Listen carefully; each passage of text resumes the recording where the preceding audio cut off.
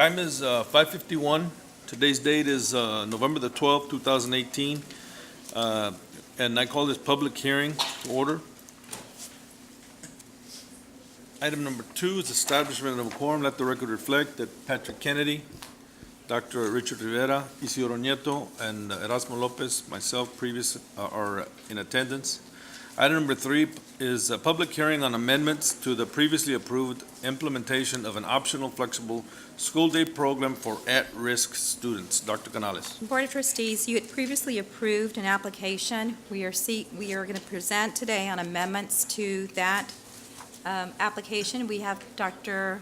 Raul Cantu and Mrs. Sue Peterson, who will be presenting information on the amendment.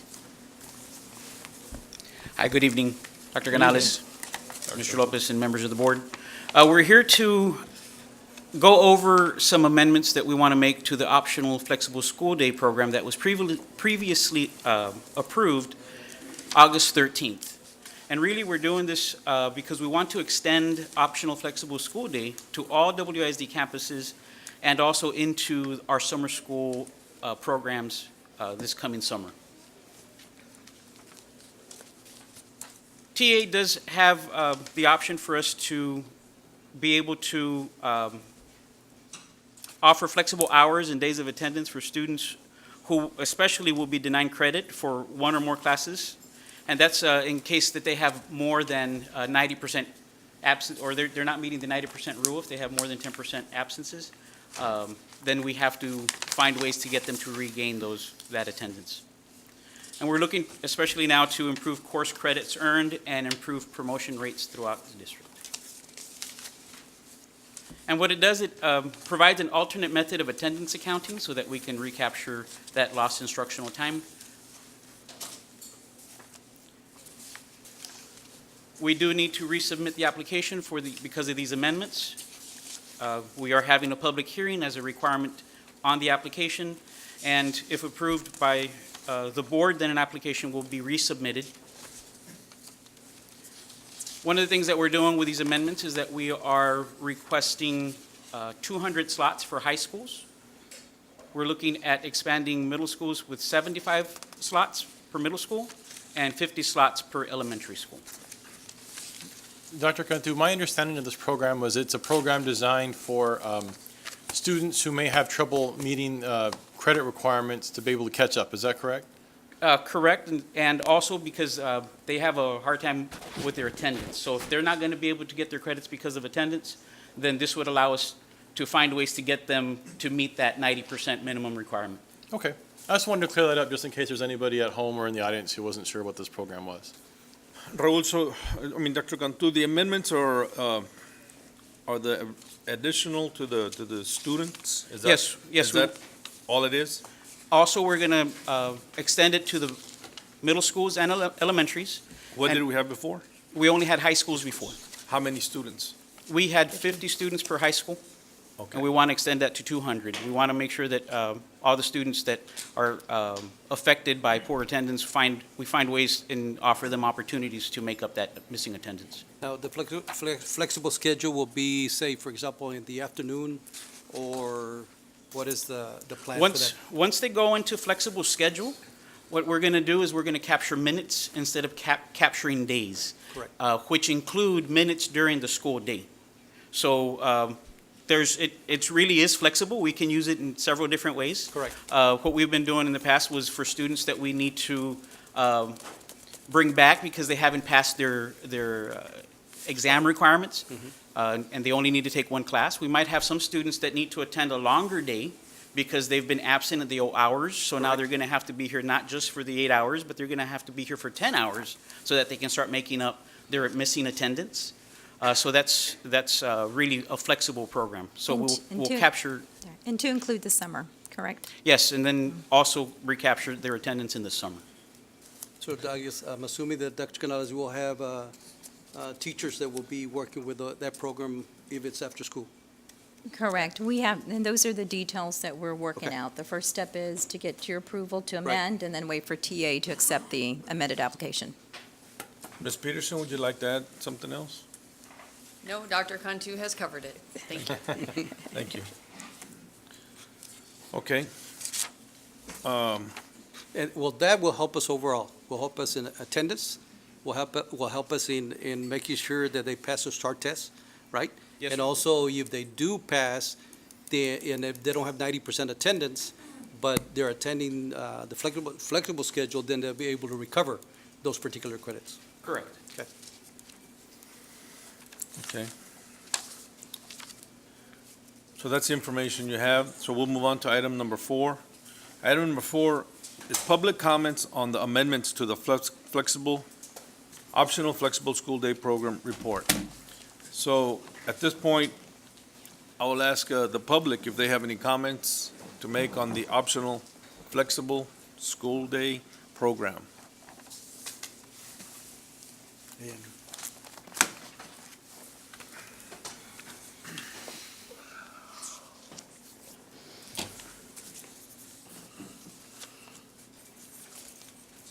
One more time, if any parent or teacher has any comments to make on the optional school day program, or any questions. And I'll ask one more time before we close this hearing. Any questions or comments on the optional flexible school day program? Okay, there being none, I'll move on to item number 5, and that is adjournment. And the time is 5:57, and this hearing is adjourned. And we'll move on to the next one. Now we have another hearing.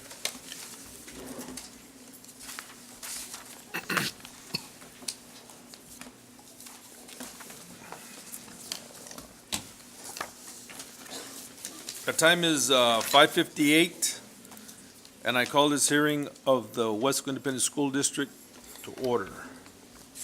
Public hearing. Item number 2 is establishment of a quorum. Let the record reflect that we have all members present, with the exception of Oscar Caballero and Dr. Rodriguez. Item number 3 is public hearing on the Financial Integrity Rating System of Texas, first indicators. Dr. Canales. Board of Trustees, this is another requirement that districts have, and Mr. Andres Sanchez will be leading us through this presentation and this public hearing. Yes. Thank you, Dr. Canales. Mr. Lopez, members of the board, I left you a copy of the presentation at your desk. And I also left copies of the presentation at the door of the tables. The Financial Integrity Rating System of Texas, also called FIRST, is some indicators that the legislature implemented so that we can account better for finances of school districts. And on page 2, I'm going to read a couple of the items listed there.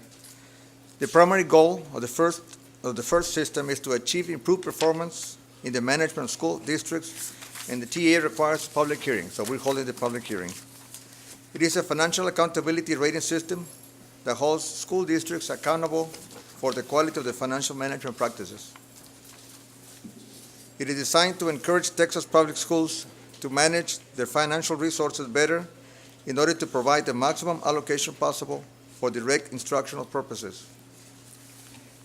And it is a tool that creates transparency and discloses the quality of local management and decision-making processes that the school district uses concerning financial resources, the financial resources that the school district receives. On the third page, at the top mentions the number of times that we have achieved a superior performance achievement rating. The TA has, the superior is the highest one the school district can get, and ever since its inception, we have had a superior performance rating for 14 years. This is the 15th year.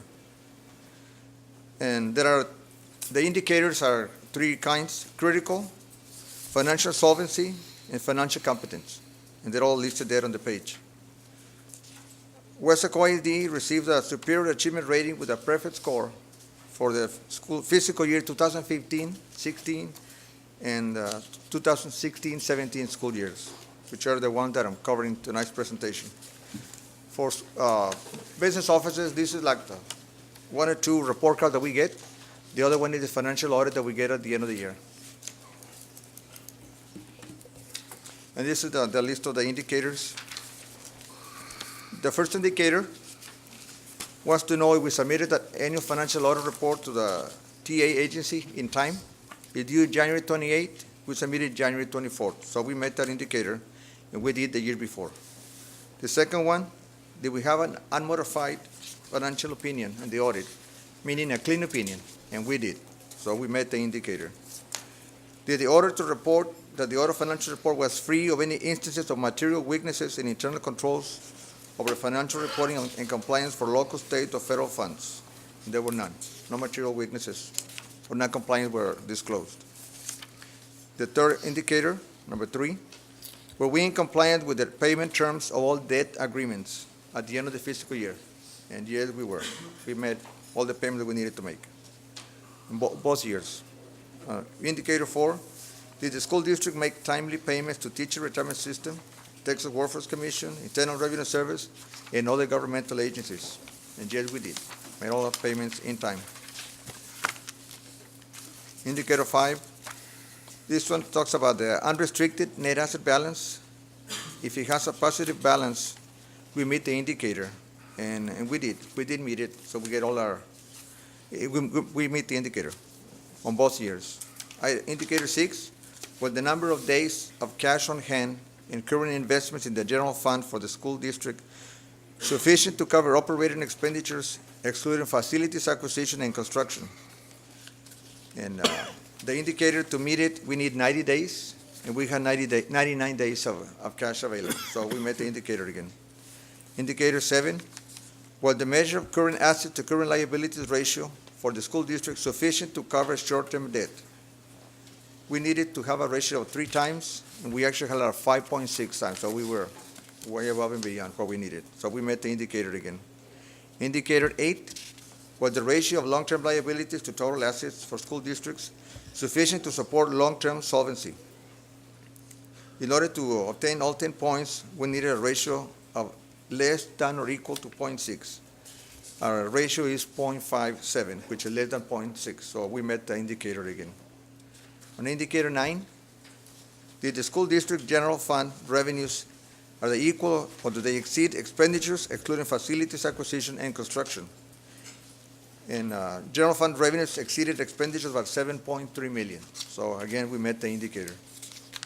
Indicator number 10 at the bottom of the page, was the debt service coverage ratio sufficient to meet the required debt service? We needed to have a ratio of 1.2 or higher, and the ratio is 1.79. So again, we met the indicator. On page 6, indicator 11, was the school district's administrative cost ratio equal to or less than the threshold ratio? The ratio needed to obtain the 10 points is 8.55, and now it sees 6.97, which is less. So again, we met the indicator. On number 12, did the school district not have 15% decline in students to staff ratio over 3 years? And the ratio over 3 years was only 0.25. This is the years ending with 16-17, 14-15, 15-16, 16-17. So we had a slight increase, so we didn't have a problem with that one. So we met the indicator again. Item 13, did the comparison of public education information management system, PIMS, was the data similar to what we had in the audit financial report? They want to make sure that we do not have a variance of more than 3%. We had a variance of 0.0001%, so it was almost perfect, our information. Our accounting department and the PIMS department make sure that all the data was correct. We met the indicator on 13. On 14, did the external independent auditor indicate that the audit financial report was free of any instances of material noncompliance for grants, contracts, and laws related to local, state, or federal funds? There were no instances of material noncompliance for any grants, contracts, or laws related to local, state, or federal funds mentioned in the audit report. So we met the indicator. And on 15, did the school district not receive an adjusted repayment schedule for more than one fiscal year for an over-allocation of foundation school program? And the answer is no, we did not receive one. We had not been overpaid money that we couldn't pay back. On the next page, we have to report make available the superintendent's contract, either at the public hearing or online, so it is posted online. It is posted in the financial transparency section in the website, and it is at the bottom of the page. The next page shows, which is another requirement we have to make, travel expenditures for the fiscal year 2016-2017 of the superintendent and board trustees. So we have a list for the board members and superintendent, and some of these board members were in office beginning in December 2016. Dr. Canales came in on December 1, 2016. So there's some reference also to the prior superintendent board members at the bottom. So you'll see the column there. The total reported for Dr. Canales is $7,831. Total for Mr. Erasmo Lopez, $4,218. Total for Mr. Oscar Caballero, $6,073. Total for Mr. Isidoro Nieto, $5,404. Total for Dr. Richard Rivera, $5,055. Total for Mr. Andrew Gonzalez, $3,943. Total for Mr. Patrick Kennedy, only $700. And total for Dr. Jaime Rodriguez, $2,905. During fiscal year 2016-2017, Dr. Filomena Leo, who was an interim superintendent, and also David Fuentes, who was a former board president, and Mr. Adrian Gonzalez, they did not incur any travel expenditures. We need to disclose whether the superintendent has received outside compensation for fees or consulting work or something like that. Neither Dr. Leo or Dr. Canales had any compensation received like that. We need to disclose whether the superintendent or board members or their third-degree relatives receive any gifts of $100 in any, during the fiscal year 2016-2017, and neither Dr. Canales or the board members receive any gifts. We have affidavits stating to that. And for the same, at the same time, Dr. Leo, Mr. Fuentes, and Mr. Gonzalez, Adrian Gonzalez, did not have any gifts received either. And the last page that we need to report is on business transactions between the school district and board members for the fiscal year 2016-2017. From the board, Mr. Oscar Caballero works for Oak Farms Dairy, the Hygiea company. We buy from the company through the co-op of Region 1. A lot of the product we buy for the food service department, for the cafeterias, we buy it through vendors of Region 1, and Oak Farms Dairy is one of those companies. And that has been reported every year for Mr. Caballero. And also Mr. David Fuentes, former board president, his wife was co-broker for the voluntary products, which are non-school district accounts. She was an agent. She received some compensation, so Mr. Fuentes wanted to disclose it all the time. And Mr. Adrian Gonzalez did not have any transactions with the school district for that year. That's all the information I have to report. Do you all have any questions on the report? Andres, good job. A++ to you and staff. Thanks, sir. Very good job. This one doesn't include 17-18? No, sir. No, this reflects audited data, and Oh, 17-18 okay. hasn't been completed, so they don't have it. Okay. Because they compare the states, school districts throughout the state. And the one that cash on hand for 99 days, Yes. what's the normal? What's the norm? The requirement is 90 days. And So we had 99, is so that we what exceeded have that. averaged the last few years? Yes, if we had 87 days, we would have gotten only 8 points, Okay, which is still a superior rating, right. but not a perfect score. Andres, it's a good report, It is. good information. However, Yes, sir. I just need for you, superintendent, Mhm. to let us know what the needs of the district are. Okay. I know we gave very little pay raises to staff. I know that we have many needs in the district. And I'm not there every day, so you guys are. So you know about the air conditioning, you know about paving, you know what it is that needs to be done. Okay. So Yes. we like a list of what needs to be done in the district. I think I put it on the update. Yes. I think you've been working on something. Yes, sir. What committee is that you have, Doctor? We do have the Facilities Committee that's been working on facility needs. And there is a list, and I there's, believe on one of the updates that you provided, Dr. Canales, on the paving. It was an update for what schools needed updated paving, and there was a calendar on that. For some, but we can provide, we can go through the list and provide the list. And, yeah, we have a list, but what are we doing about it? Yes, That's we'll what give I you a want to status. find out. Good question. Where are the monies? We can provide that, sir. Again, good job. A Thank you. plus plus to you and staff. The staff does a good job. They do. So now, is there a copy of this report anywhere? It will be posted on the website. It will after be it's posted approved. on the website. Yes, So we have the public- prior years already posted. It's been there all the time. As soon as the board approves it, we'll post it as well. Okay. We have copies here at the So entrance. invite the as well. public to review the document and see the good work, Andres. Again, congratulations on getting 100 out of 100 on all the points that are being checked and on our financial stability and our financial integrity. In other words, we're watching our money and spending it correctly. That's a great thing, and that's all we want to do for our district, and you're making it happen. And Dr. Canales, congratulations on a good job. I'll move on to item number 4. It's public comments on the financial integrity rating system of Texas indicators.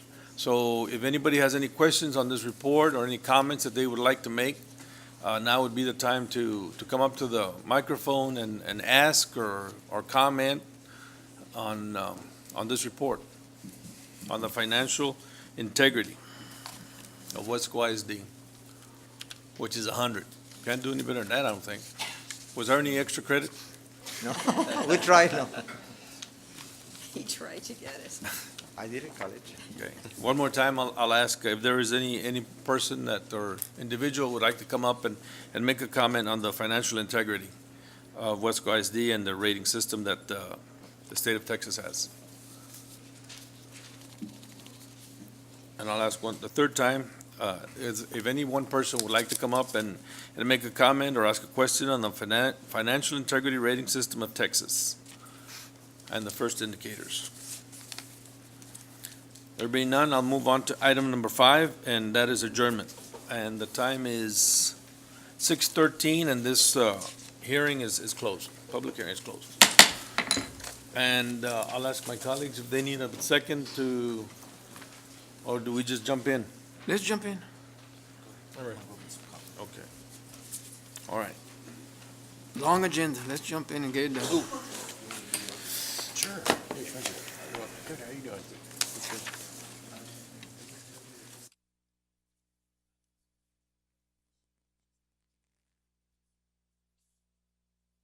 Now, 6:15. Today's date is November the 12th, 2018, and I call this regular school board meeting of the Weslaco ISD to order. Item number 2 is establishment of quorum. Let the record reflect that we have Dr. Rodriguez, Dr. Rivera, Isidro Nieto, Andrew Gonzalez, Patrick Kennedy, and myself, Erasmo Lopez, present today. Absent is Oscar Caballero. Item number 3 is opening prayer. Dr. Canales. Board of Trustees, the proud principal of Kleckler Held Elementary, Ms. Monica Vanderveer, will deliver the invocation.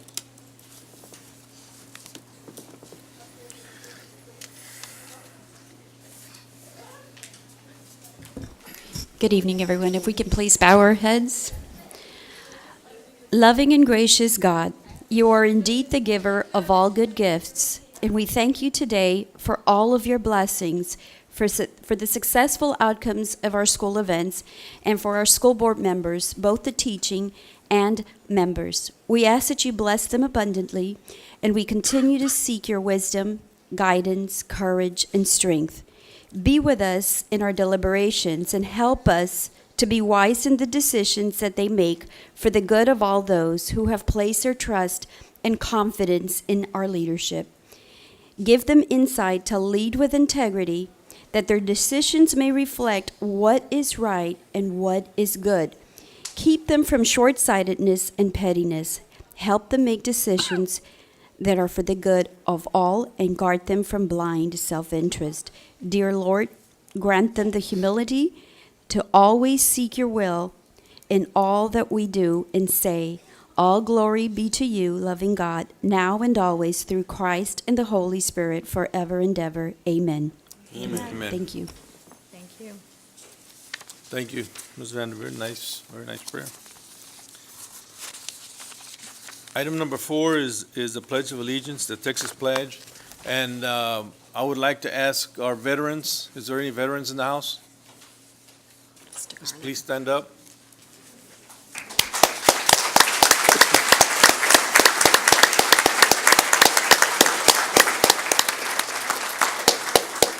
I want to thank you for your service to the veterans present, Mr. Garlick, and also to all the veterans that have sacrificed for our freedom, have paid the ultimate price, and the family members that suffer and allow our brave men and women to go and serve so that we may be free and so that we may enjoy some of the liberties that we have here in this great world.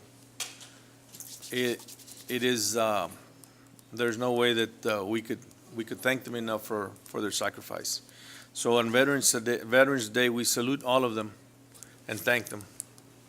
On behalf of this board, we thank you and appreciate everything that the veterans do for us, the public, and for our great United States, state of Texas, the city of Weslaco. Thank you all. And we'll move on to the Pledge of Allegiance. Dr. Canales. And Board of Trustees, we have 2 fifth graders from Kleckler-Held Elementary School who will lead us in the pledges. Mr. Robledo, please introduce our fifth graders. Yes, can we have them please stand up forward over here so we can introduce you to everybody? All right, well, first of all, we have Kayla Marie Guillen, and she is a fifth grader at Kleckler-Held Elementary, and she is the daughter of Michelle Cepeda and Mario Guillen. Kayla is a Superior Honor Roll student with perfect attendance, and she represents her peers as the Student Council President at Kleckler-Held, and she is also a Kleckler-Held cheerleader. Kayla plays softball with her team, the Weslaco Wave. This past summer, Kayla and her team placed second at the Pony League South Zone World Series in Laredo. Kayla hopes to attend the University of Texas San Antonio and pursue a degree in education so that one day she can inspire, motivate, and educate generations of the future. How about a big hand for Miss Kayla Marie Guillen?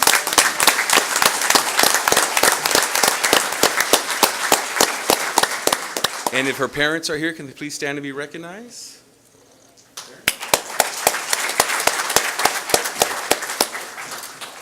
Also with us here is Cristian Peña, who is a fifth grade student at Kleckler-Held Elementary, and he is the son of Fidel and Eva Peña.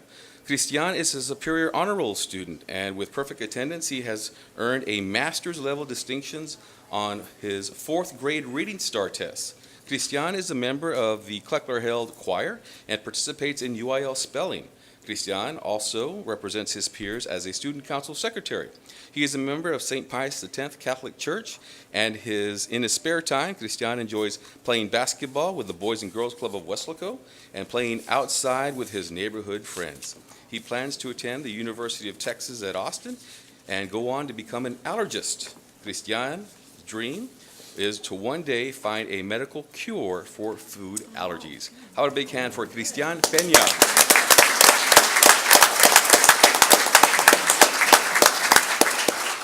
And if his parents are here, can they please stand and be recognized? Will everyone please rise for the Pledge of Allegiance? All right, face this flag. Ready?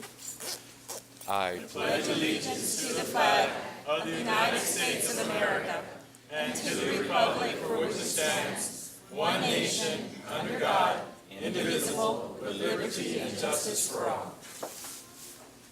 Texas pledge. Honor the Texas flag. I pledge allegiance to thee, Texas, one state, under God, one and indivisible. Thank you very much. Thank you. Good job.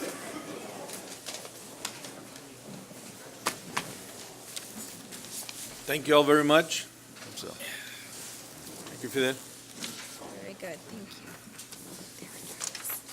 Thank you. moving on to item number 4. That was it. Moving on to item number 5, awards and recognitions. Dr. Canales. We have several student recognitions this evening. Weslaco ISD students are shining brightly across the region and state. We thank them, their coaches, their parents, everybody involved in making sure students are successful. So, Mr. Robledo, will you lead us through this? Yes, so let's go ahead and start off with the girls cross-country team, and I believe they are here. If they would like to come out here into the boardroom and be recognized, how about a big hand for them?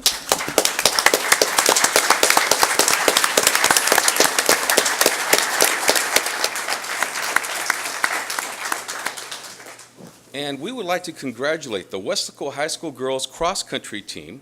The Lady Panthers are the 31-6A cross-country back-to-back district champions and regional champions for the first time in school history. All right. The team advanced to state, placing 12th overall. The state qualifiers are, and as I say your name, if you can please step forward. We have Ana Vela, 13th at district.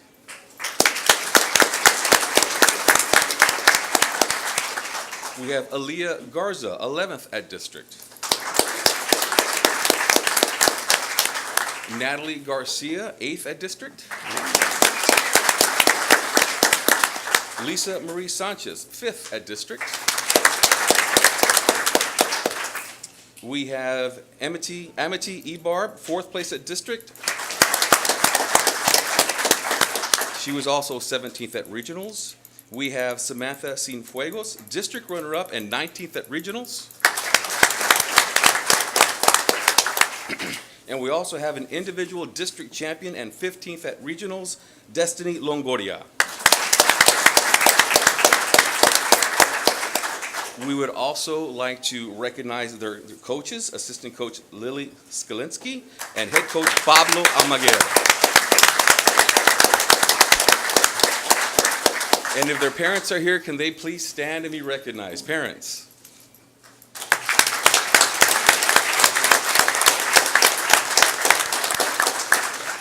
Thank you very much, girls. Good job and congratulations. Good job. Congratulations, ladies. Very good job.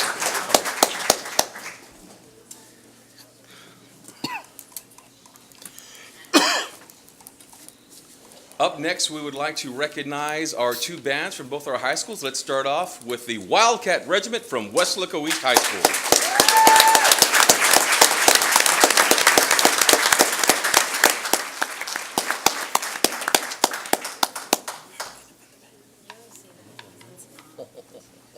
Got quite a few of them here. Somehow it's done. Good. Nice jackets. Jackets.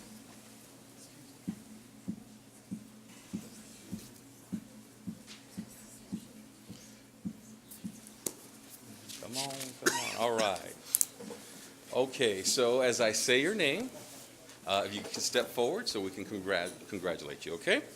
So tonight we want to congratulate our high school bands for their outstanding performance at the annual Battle of the Bands known as Pigskin Jubilee. This year, Pigskin was hosted at our very own Bobby Lackey Stadium. Representing the Weslaco East High School Wildcat Regiment's Dance Guard are 2nd Lieutenant Zoe Cruz.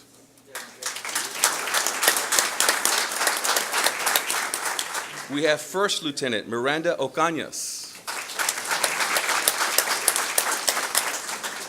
Co-Captain Roxana Lopez. Captain Juanita Alvarez.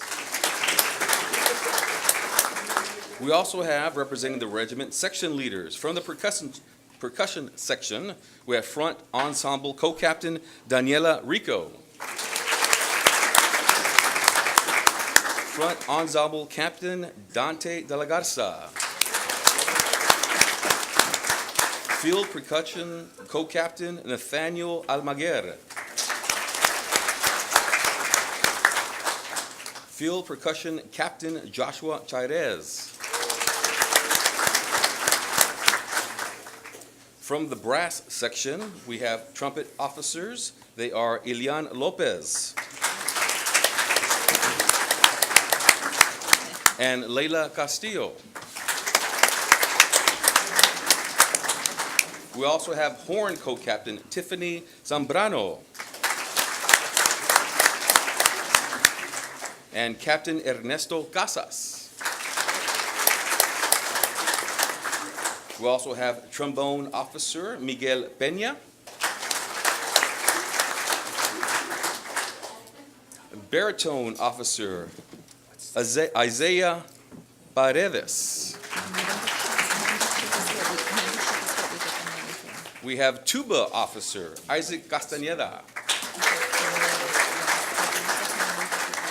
From the Woodwinds section, Flute Co-Captain is Cassandra Galnarez.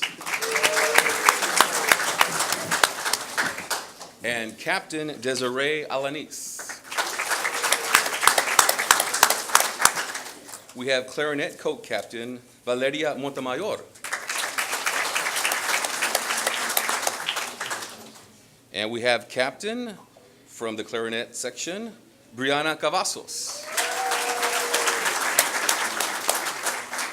Saxophone Co-Captain is Cassandra Gongara. And Captain is Zoraida Castillo.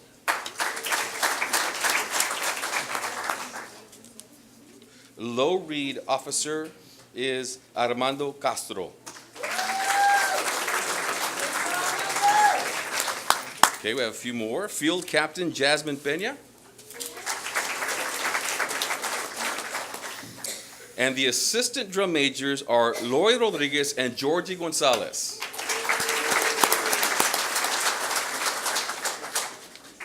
And the head drum major for the Wildcat Regiment this year, Victoria Mena.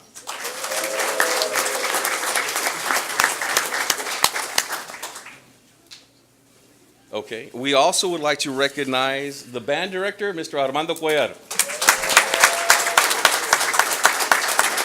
Drum majors, please. If the drum majors can please step this way, we'd like to present you, on behalf of Weslaco ISD, a plaque honoring your Division 1. Hold that up there, we'll take a photo.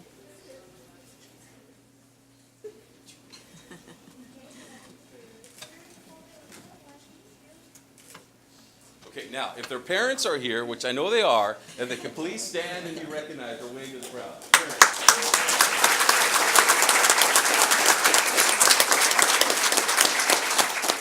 Congratulations, Wildcat Regiment. Good job, guys. Congratulations. Well done. Congratulations. Good job. Congratulations. Congratulations. Well done, well done.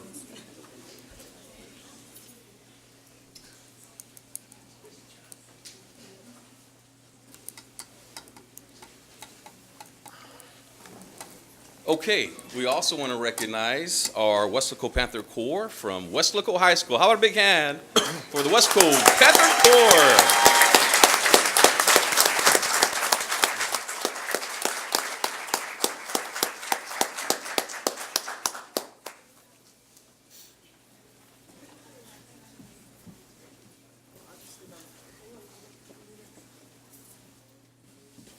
You can come right up front, next row. Thank you.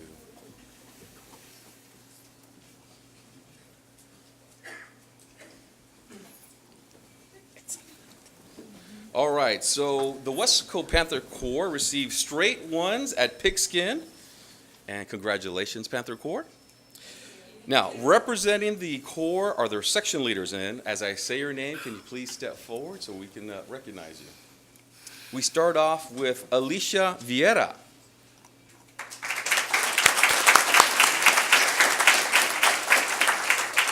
Clarissa Lozano. Melena Cabrera.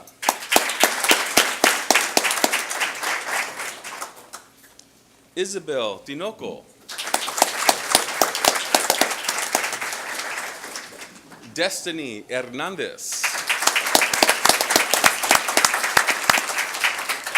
Another section leader, Rolando Roman.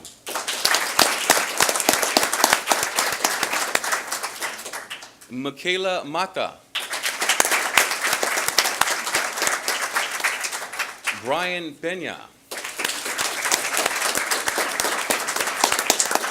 Zoe Peña.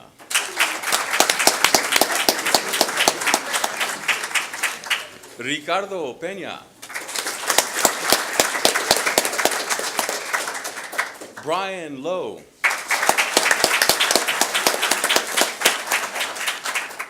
Another section leader, Daniel Martinez.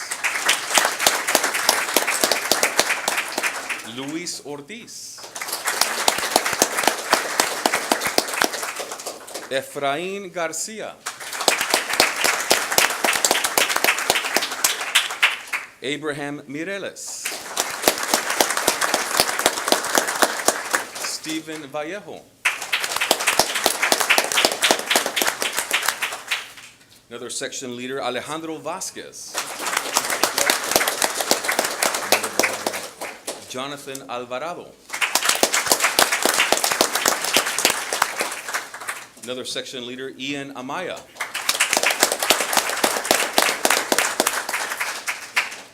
Daniel Guajardo. Annette Garcia.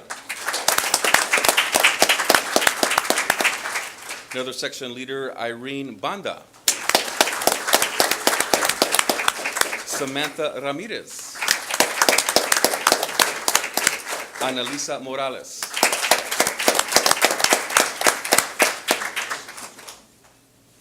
All right, we would also like to recognize the drum majors for the Weslaco Panther Corps for this year, Maricruz Perez and Jarrett Garcia.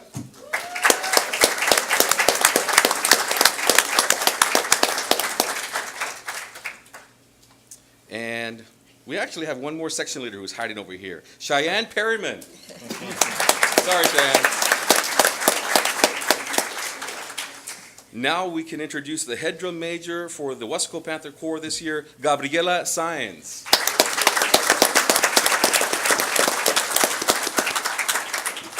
And we'd also like to recognize their band director, Mr. Rodrigo Leal.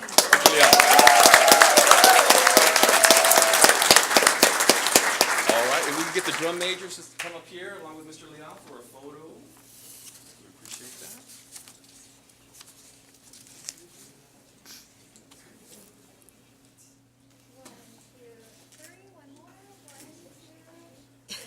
All right, and if their parents are here, can they please stand and be recognized or wave to the crowd?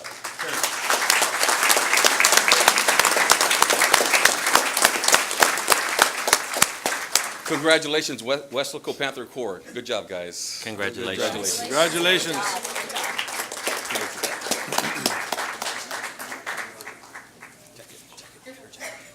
Good job. Congratulations. Congratulations. Congratulations, y'all.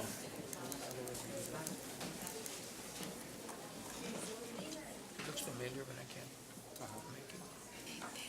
Okay, we would like to continue on with our board recognitions.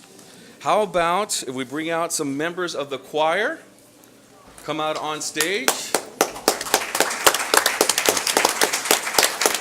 into the room. We have some members of our all-region choir who are here today, and we want to recognize a very talented group of young singers. This group of students auditioned for the all-region choir. Texas Music Educators Association judges evaluated their performance, and several choir students from Weslaco East High School earned all-region. As I say your name, if you can please step forward. All right. All-region treble choir members are Ileana Olivo, 11th chair, alto 2.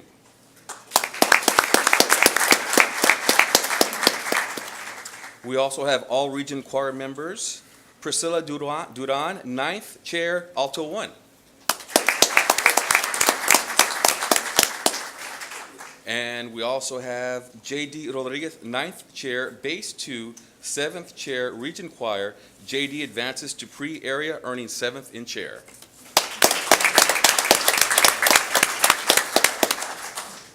We also have Anaí Lucio, 9th chair, alto 2 in district and region, 9th chair, alto in pre-area, but she's not here, okay? We also have Susana Maldonado. So Susana was 11th chair, tenor 1 in district, 5th chair, tenor 1 in regions, 3rd chair in pre-area, and Susana also advanced to all-state. Awesome, great. Congratulations. Congratulations. Have a big hand. We would also like to recognize their director, Mr. Jeffrey Figueroa. If their parents are here, can the parents please stand and be recognized, parents?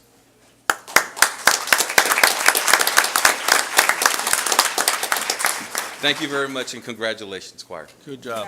Congratulations. Congratulations. Congratulations. All right, well, up next, we would like to introduce members of our all-region orchestra.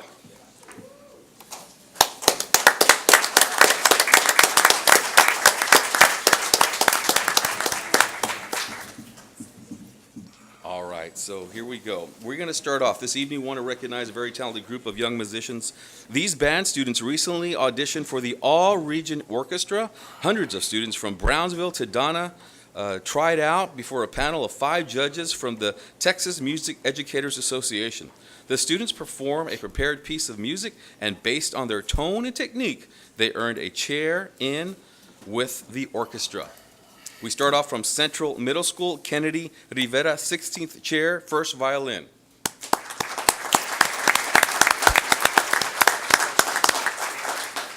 As I say your name, you just step forward, please. We also have from B. Garza Middle School, Mari Ernie Hernandez. Mareni Hernandez, 8th chair, cello. And Antonio de Anda, 4th chair, first violin. And their instructor is Mr. Arturo Hinojosa. Congratulations.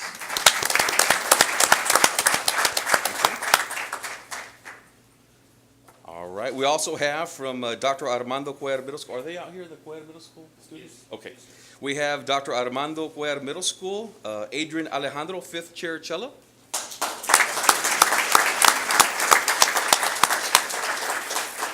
And from Weslaco East High School, Annalisa Salinas, first alternate in the first violin section. Not present. And their instructor is Mr. Arangium.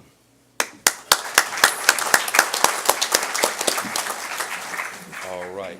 Weslaco High School, do we have Mr. Weslaco High School? We have Davina Garcia, 10th chair, viola. And we also have from Weslaco High School, one student auditioned for the all-region jazz band, and that is Jarrett Garcia, 2nd chair, trombone.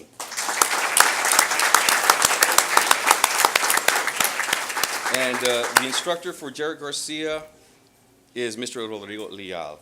Jarrett also advanced to earn a spot in the all-area jazz band and has prepared an audition for All-State. Good luck, Jarrett. We will know by the end of the month whether he made All-State. Good luck. How about a big hand for the parents? If their parents are here, can they please stand and be recognized?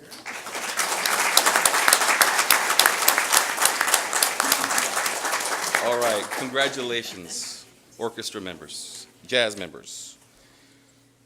Good job. Congratulations. Congratulations. Thank you, guys. Good job, Thank good you. job. Okay, we've got one more recognition and a proclamation. Let's bring out a couple of art students so they can come out here to be recognized.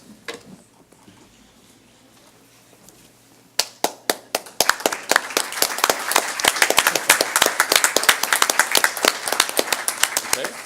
We have one of our art students tonight. We want to congratulate 2 students who competed in the Rio Grande Valley Birding Festival. This contest includes an art category that promotes the wild birds that populate our valley.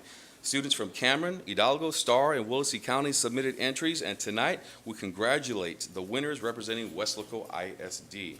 From Ibarra Elementary, we have Ashley Escalon, 5th grade division, honorable mention.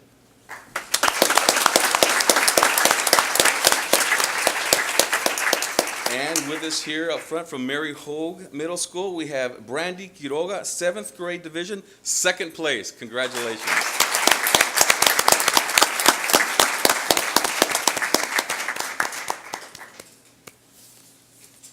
Thank you very much. Your name, ma'am? Zapata. We'd also like to, her instructor is here, Ms. Zapata. How about a big hand for her as well for working with us? If Brandy's parents are here, can they please be recognized, stand or wave? Brandy? No? They're outside, okay. Thank you very much. Congratulations, Brandon. Good job. Congratulations. All right. Proclamation. And that concludes our recognitions for tonight. That Thank you, is Mr. Arredondo. wonderful, the recognition that our students get for their hard work and their skill. It is truly a skill and a gift from God that what they can create, the music, the art, it's beautiful. And I want to congratulate all our students one more time and tell them good work and keep it up. So, great thing. Moving on to item number 6 is a proclamation for Parental Involvement Day, November 15, 2018. Dr. Canales. Board of Trustees, our third district goal has to do with partnerships. We're so proud to be forming true partnerships with our many parents who attend meetings and work hand in hand with staff. So today, we do have a proclamation to honor and celebrate the parents of all our students. So, Mr. Correct. Robledo. If we have members of the Parental Involvement Program, can they please stand and be recognized as I read this proclamation?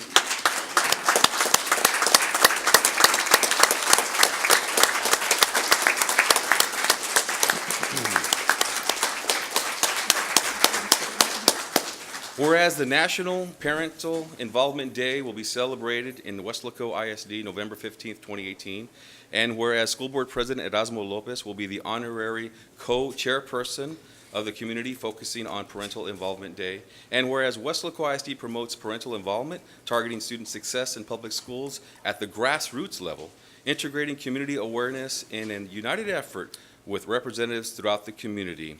Therefore, be it resolved that Erasmo Lopez, President of the Weslaco Independent School District School Board, does hereby support and proclaim the day of November 15th, 2018 as Parental Involvement Day. Thank you.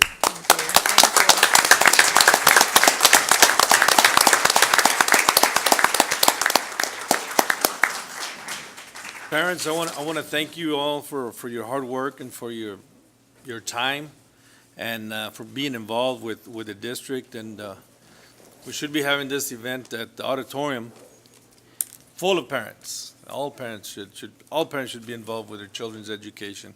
And I do thank you for taking the step and the time to be helping to help your child and other children with in the district and with their education. Thank you so very much, so very much.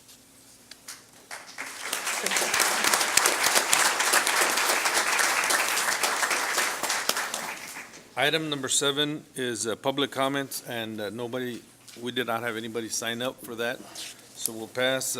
Moving on to item number 8 is Superintendent's Report. Dr. Canales. Board of Trustees, we're going to present on 4 items. The first one is enrollment in ADA.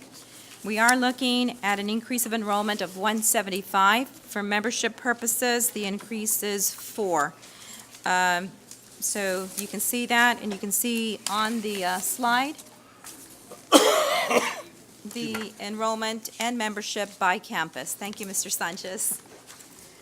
Where have we seen the most increases? What campuses?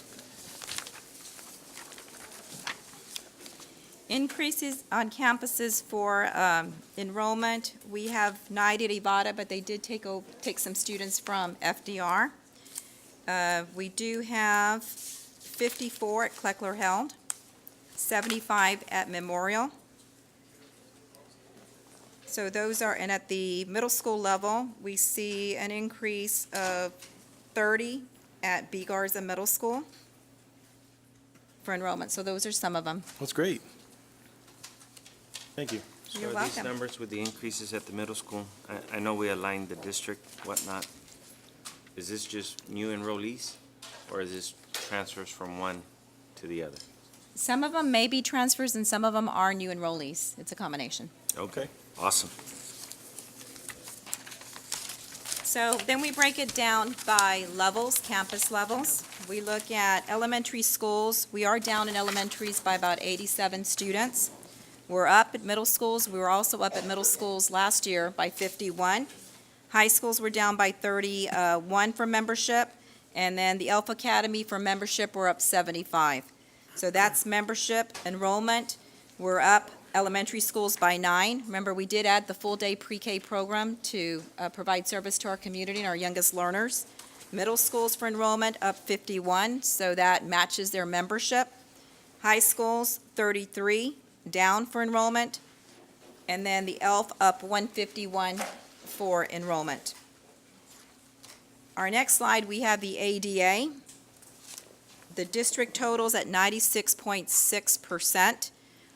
Elementaries, the goal for elementaries is 97%. For middle schools, 96%, and for high schools, 95%. In funding for ADA, we're 41 behind where we were at the 11th week of last school year, same time. And now for the ADA comparison, Mr. Sanchez, do you want to go through that one? Yes. For the first 6 weeks of the ADA, last year we had 15,815 ADA. For the current year, it's only 15,839, so that's an increase of 24. And in the second 6 weeks, we had 15,919 last year. For the current year, we had 15,828, so we had a decrease of 91.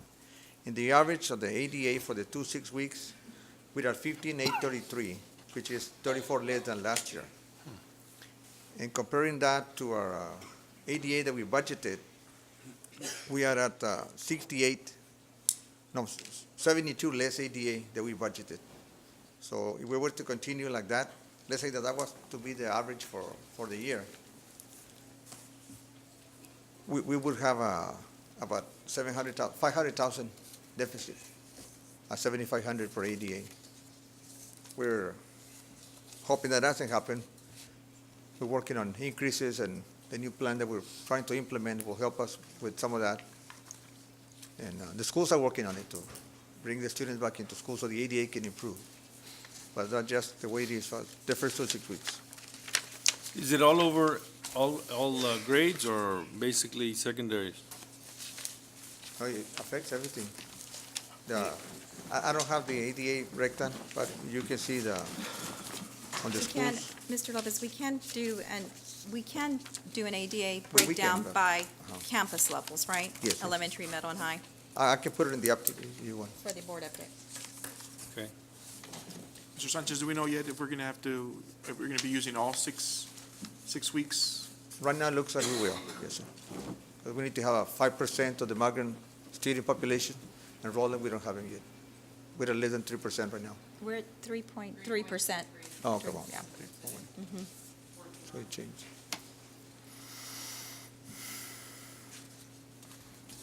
Any questions on the last item? No. Just work on the ADA. Okay, for the next section, we have the health insurance program. Mr. De La Rosa? Good evening, Dr. Canales, Mr. President, members of the board. We're 2 months into our fiscal year with our health plan, so I will briefly go over the numbers for the first 2 months, and I'll go ahead and approximate them just to save time.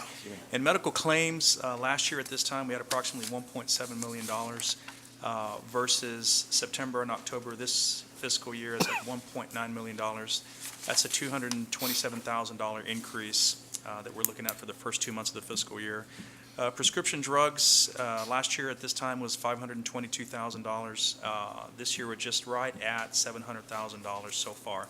That's an increase of $177,585.84 over last year. Finally, our fixed costs, that includes the admin fees that we pay to the third-party administrator as well as stop-loss premiums. Last year, it's about $488,000 versus $503,000 this year. So it's an increase of about $15,000. So far this year, we paid out $3.1 million, and that is a $420,000 increase over last year at this time for the first 2 months. Is that based on the number of claims, or are there some bigger claims coming in? I haven't done a thorough analysis as of yet on it, so we'll study the data and get that back to you. Okay, thank you. And then, of course, our self-funded workers' compensation program, where we compare the last 2 years. Last year at this time, we had a total of 26 claims versus this year we've had 32. We've incurred exactly $94,342.35 so far versus last year $52,410.95. And the increase is just due to the severity of some of the claims that we've had. So. And then, of course, attached also is the newsletter that we put out for the month of November. And that is what I've got, if anybody has any questions. Just everything's going up. How much do you have budgeted for the self-funded? It's a little over $16 million. How much? A little over $16 million. I'll put the exact amount in the update. How much was that, Mike? A little over $16 million. That's including with the increase that we did again this year and the That's increase including the increase and then the employee contributions as well. On the RX increase there, did we make any changes to our formularies, or is it just more prescriptions? What do you see with that? It's a combination of a few things. The formulary lists did change. Every PBM has different formulary lists and non-formulary lists, but that really doesn't affect the overall district cost. It affects more the employee cost with the increased copay. Again, the cost of drugs just keep on going up, but like I said, we're keeping an eye on it.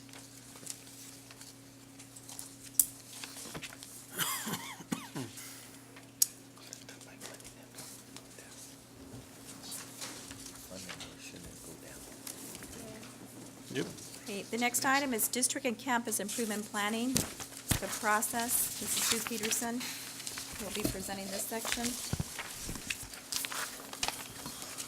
So 2 weeks ago on Friday, you received a copy of all of the secondary and elementary school and the district improvement plans.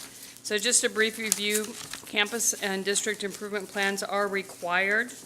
Janie Pena and Norma Brewer have been working very closely with the campuses to complete the plans and to ensure that they meet all the requirements.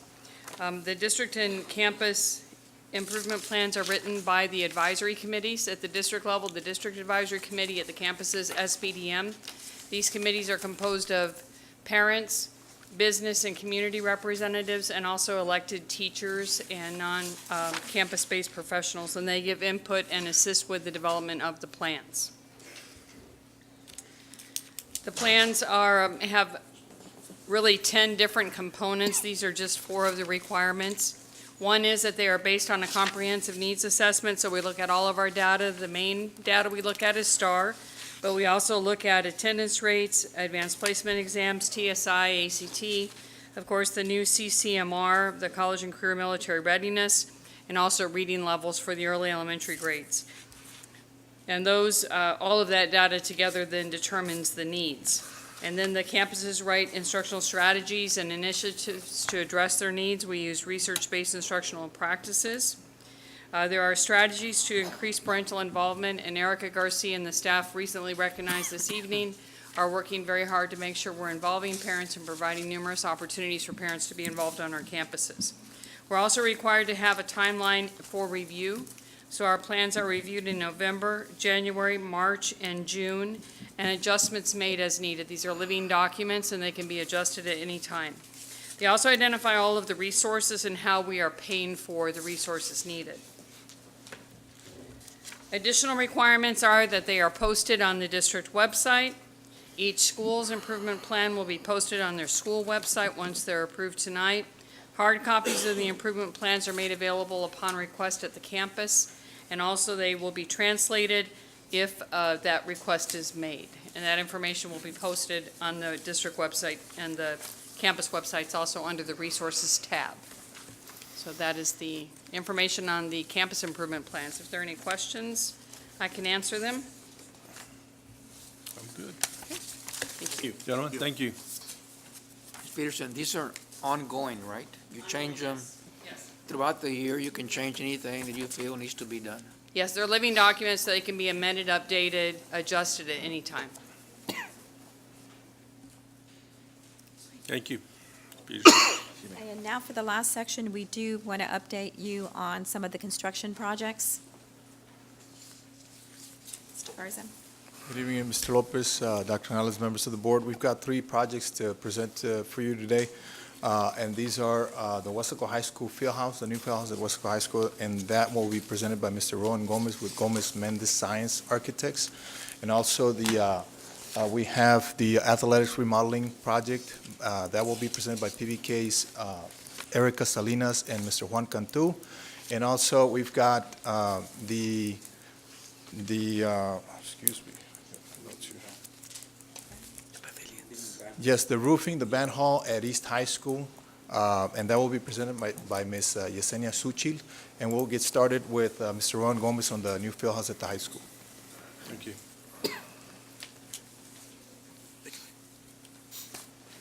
Good evening. Good evening. Good evening.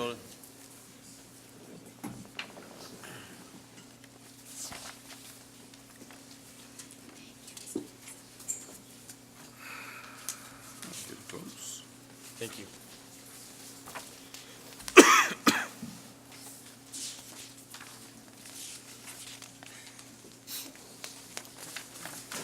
Okay. Let's see, this is an update on the athletic field house. Brief summary, contract amount is $3,004,000. Billing through, we received their last application for payment. It's $2.1 million. So they're roughly 70% through with their contract as far as funds. Calendar days, the contract duration was 258. The original substantial completion date is supposed to be December 22nd of this year. Last time we had mentioned that we had delays for the permitting because of the irrigation district and yada yada. That was approximately 30 days, and so that moved their substantial completion date to January 22nd. In reference to time, they're 75% complete on days. The proposals were still the same that we had before the changes requested by the city as far as rerouting of the fire sprinkler line and the irrigation lines. Items, I guess, construction items that are being monitored are the delivery of the air conditioning units. We're expecting the smaller units to come in tomorrow, and then they'll be installed the rest of the week. And then the large fresh air unit is due at the end of the month. So they still have 2 months to get everything going in. The only other thing, and we had this, it was discussed at our construction meeting, is the wiring for the lockers, the athletic lockers that are being proposed. They have, I guess, we still have to vet it, but originally they're asking for 115 amp breaker per locker, which is, yes, sir, it's a sizable load. Well, that was briefly skimming through the schematics that they had sent. But again, we were getting with Americo to get with our electrical engineer to see whether or not they really need that much power at each locker, or if we can daisy chain or put them in series, whatever, group 4 or 5, so that the amperage is close, because theoretically it's a USB and then 2 fans. So it's not an air conditioning unit where you have a condenser or anything like that that'll kick on something that substantial. So it shouldn't be 15 amps per, but anyway. Going through the pictures, and these are just quickly along the outside of it. The damp proofing's already up. They were installing the rigid board insulation on the perimeter of the outside, also on the south side and a little bit on the east side. They're starting with the brick. They were about halfway up last Thursday, especially on the south wall. And those are the first 2 pictures. The next 2 are the entrance, and you can see the building is basically black from the damp proofing, and you can see some of the insulation. And then the storage building that's the bottom picture on the 3rd page, I'm sorry. That one, the siding's up, roof's up, trim's up. The only thing on that one we're lacking is some interior electrical and the louvers for that to be complete. Then we're going to jump into the interior on the next page. Just basic overview. All the walls are up. They've already started priming the CMU walls. The prime and the first coat of paint are already there. They still have the second coat, but that'll be towards the very end. You'll see on the bottom of the second picture, or the lower picture, is the ceramic tile already going into the bathrooms.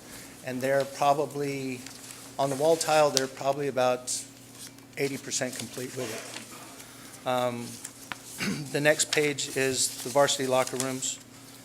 And then the lower one is the squad room, and you can see in the squad room, the suspended ceiling is already placed, at least the grid, not the tile, and then the tile will go in later.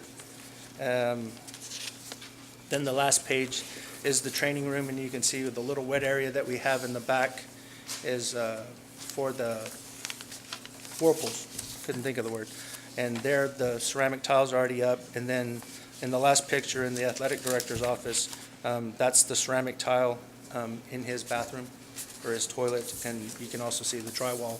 They've already done the first coat of painting and texturing and the drywall partitions. And that's all I have. Thank you. Yes, sir. Good. Schedule, everything, Yes, sir. Expected to finish? Really, the only thing that we have of concern is making sure that the fresh air unit comes in at the end of the month.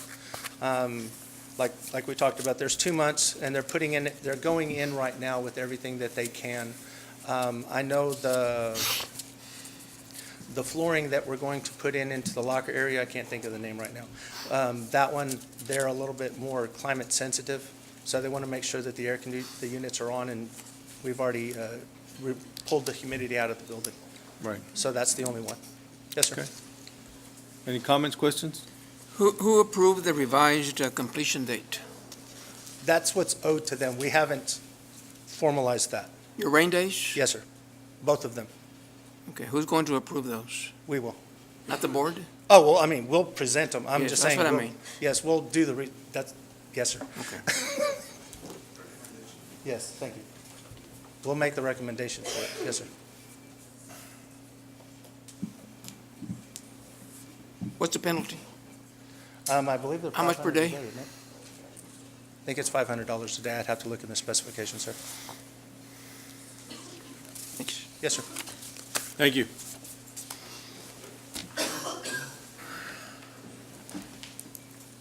The next presentation is by PBK, Ms. Erica Salinas and Mr. Juan Cantu.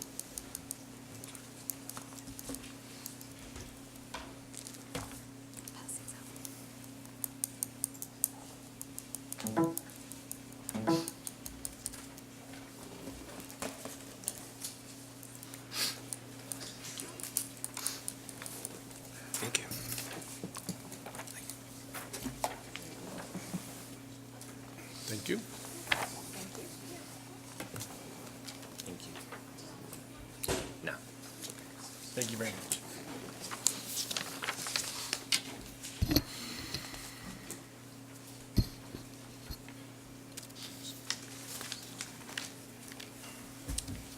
Good afternoon, Board. Thank you for seeing us this afternoon. My name is Erica Salinas. I'm a registered interior designer at the McAllen branch, and I've been working very closely with Juan Cantu, the project manager. Today we'll be presenting the athletic renovation and project status update, as well as the outcome of a series of interior workshops we've had with some of the athletic directors.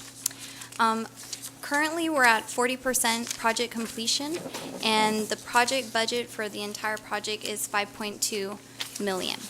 The first project you'll see there on the right-hand side is Weslaco East High School dressing rooms, and that is the first project that we've been working on, and upon completion, we'll move over to the field house.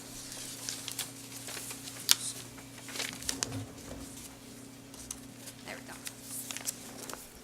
Excuse me. For the project schedule on this slide, I do want to apologize. I switched the high school field house and the East High School, the titles.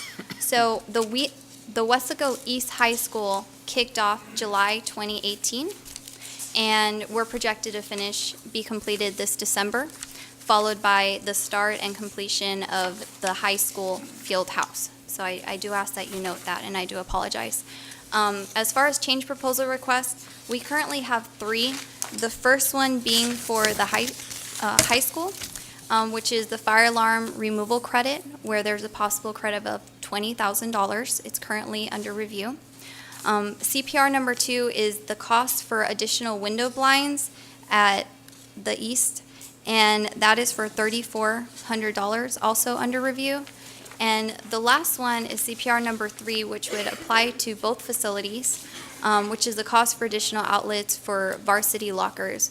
These apply specifically to additional USB ports so that they can match the field house that's currently also under construction to be consistent across all facilities. And currently, we have not used any of the allowances. 3 of the images to the top right, you'll see is the trench compacting for new plumbing.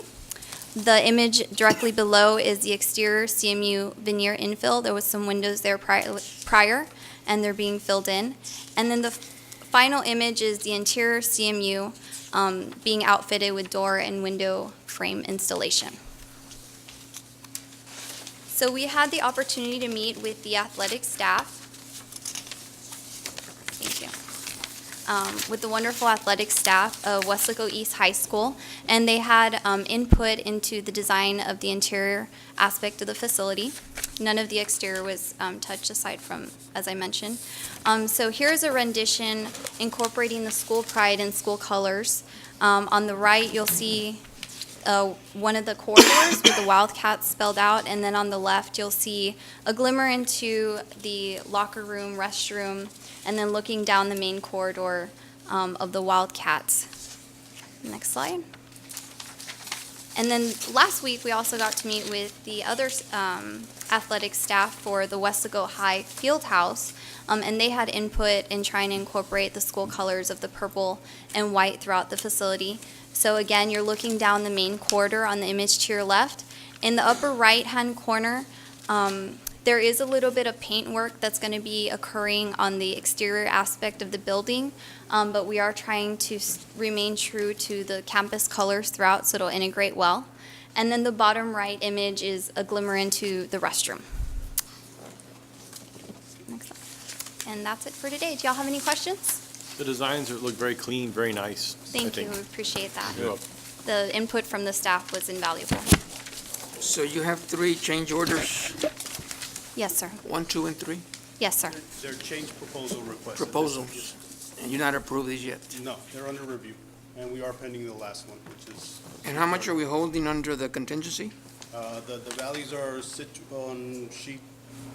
On the second sheet, we have, while he looks for that, there's a $30,000 $30,000. contingency for a total of $127,500. And none of that has been touched at this point. So this comes back to the district if it's not used. Yes. That is correct. And CPR number 1, if you notice, it's actually a credit of $20,000, which would go back to the district as well. That's excellent. Good. Thank you for your time. Thank you. Thank you very much. Thank you. And the last presentation is by ERO's Yesenia Suchil.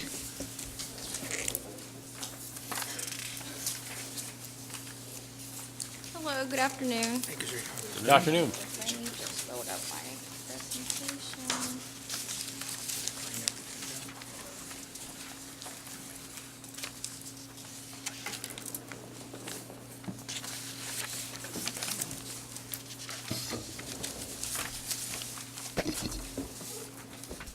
Hello, board. Good afternoon. My name is Yesenia Suchi. I work with ERO. I'll be presenting the re-roofing projects for several campuses, and at the end, the Weslaco East Band Hall.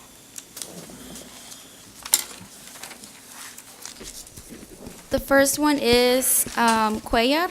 This is the middle school re-roofing. And as you can see, it's mostly done. We just need to demobilize the site and do the final punch list. This is the new ladder. And we do have two pending exhaust hoods that need to be removed, but for the meantime, they will be capped, and to prevent any further leaks, they would be removed before the Christmas break. And as I mentioned, we just need to do the final walkthrough and punch list items. It should be finalized pretty soon. Within the next 2 weeks, we're looking for all the re-roofing projects. And then you would see the project cost. It has not changed. The contingency, we still have it all. And for general building repairs, we did do a replacement damage of the metal roof decking. This was about 1,400 square feet. These were not foreseen when the review was assessed by the contractor. So this has been the only change, but we still have a 13,000 in there. The rain delay days, there was 6 submitted and 6 has been approved. Next one is going to be the band hall, old band hall. As well, this is completely finished. We just need to demobilize the site and do final walkthrough and punch list items. Project cost has not changed. Contingency is still there. And we did have to replace some old rain roof drains, and this was a total of $4,415. Rain delay days, 5 were submitted and 5 were approved. For B. Garza, they were doing the final downspout as of last week. This was last week. And again, they were demobilizing the site as of last week, and we just need to do the final walkthrough and punch list items. Project cost has not changed. Contingency is still there. And the general building repairs, they're all there. We did have quite a few rain delay days. They were submitted a total of 28, and 23 were approved. Next one is airport. This one is as well finished. We just need to do the final walkthrough and punch list items. Once they provide information that the warranty has been assessed, then we'll go ahead and go through them. Project cost has not changed. Contingency is still there, and general building repairs is all there. And this was by the same contractor, so the same rain delays they were submitted, 28, 23 approved. The next one is the Weslaco East High School Band Hall. We have completed the perimeter footing that's been placed. Unfortunately for this project, we have been delayed quite a few weeks due to the weather. The building pad had to get reassessed, so now we're at the point where we're good and going. These are the stem walls. This was, by the way, this was as of last week. And this week, they're getting ready to pour the slab. So after the slab's been poured, we're looking to move pretty quick here.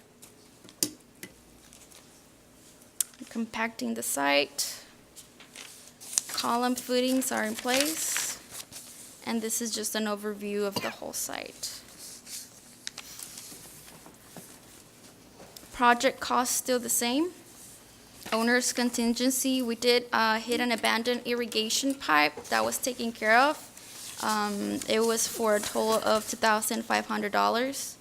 The architect's contingency is still all there, and they did submit 16, as of now, 16 rain delay days, and only 14 were approved. That concludes my presentation. If you have any questions. What's the architect's contingency for? I'm sorry? The total amount there for the architect's contingency, what is that for? Well, that would be used in case there were any omissions in the drawings or, anything that was not foreseen for the project on the side of the architect. And we get that back, right? If it's not used? If it's not used. Yes, sir. Good. Okay. Thank you very much. Thank you. Thank you. Just a comment, Dr. Canales, that we need to continue with the roofing. I don't know, is this all we have for the roofing? That's almost complete? Or is there more roofing to go? Let Medical? Andres, out of medical. How many more roofs?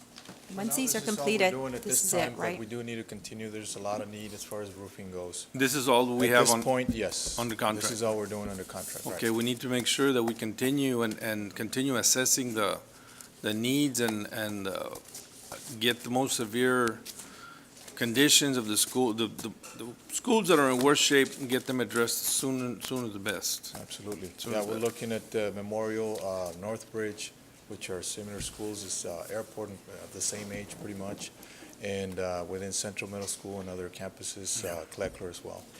Well, I know that the Facilities Committee has been working on that, so let's make sure that we give that the weight that is required and move forward on that. I know Dr. Rivera is very adamant also about getting roofs and keeping our property, safe and Yes, sir. Absolutely. secure. Can do that. Is that it for your report? That concludes That's it. That concludes. All right, thank you. Thank you. Moving on to item number 9, consent agenda. And I'll start on my left. Dr. Rodriguez, do you have anything to pull? I have none. Dr. Rivera? Yes, just one, Thank you. and that'll be letter Thank you, gentlemen. Thank you. Thank you. Letter S. Letter S.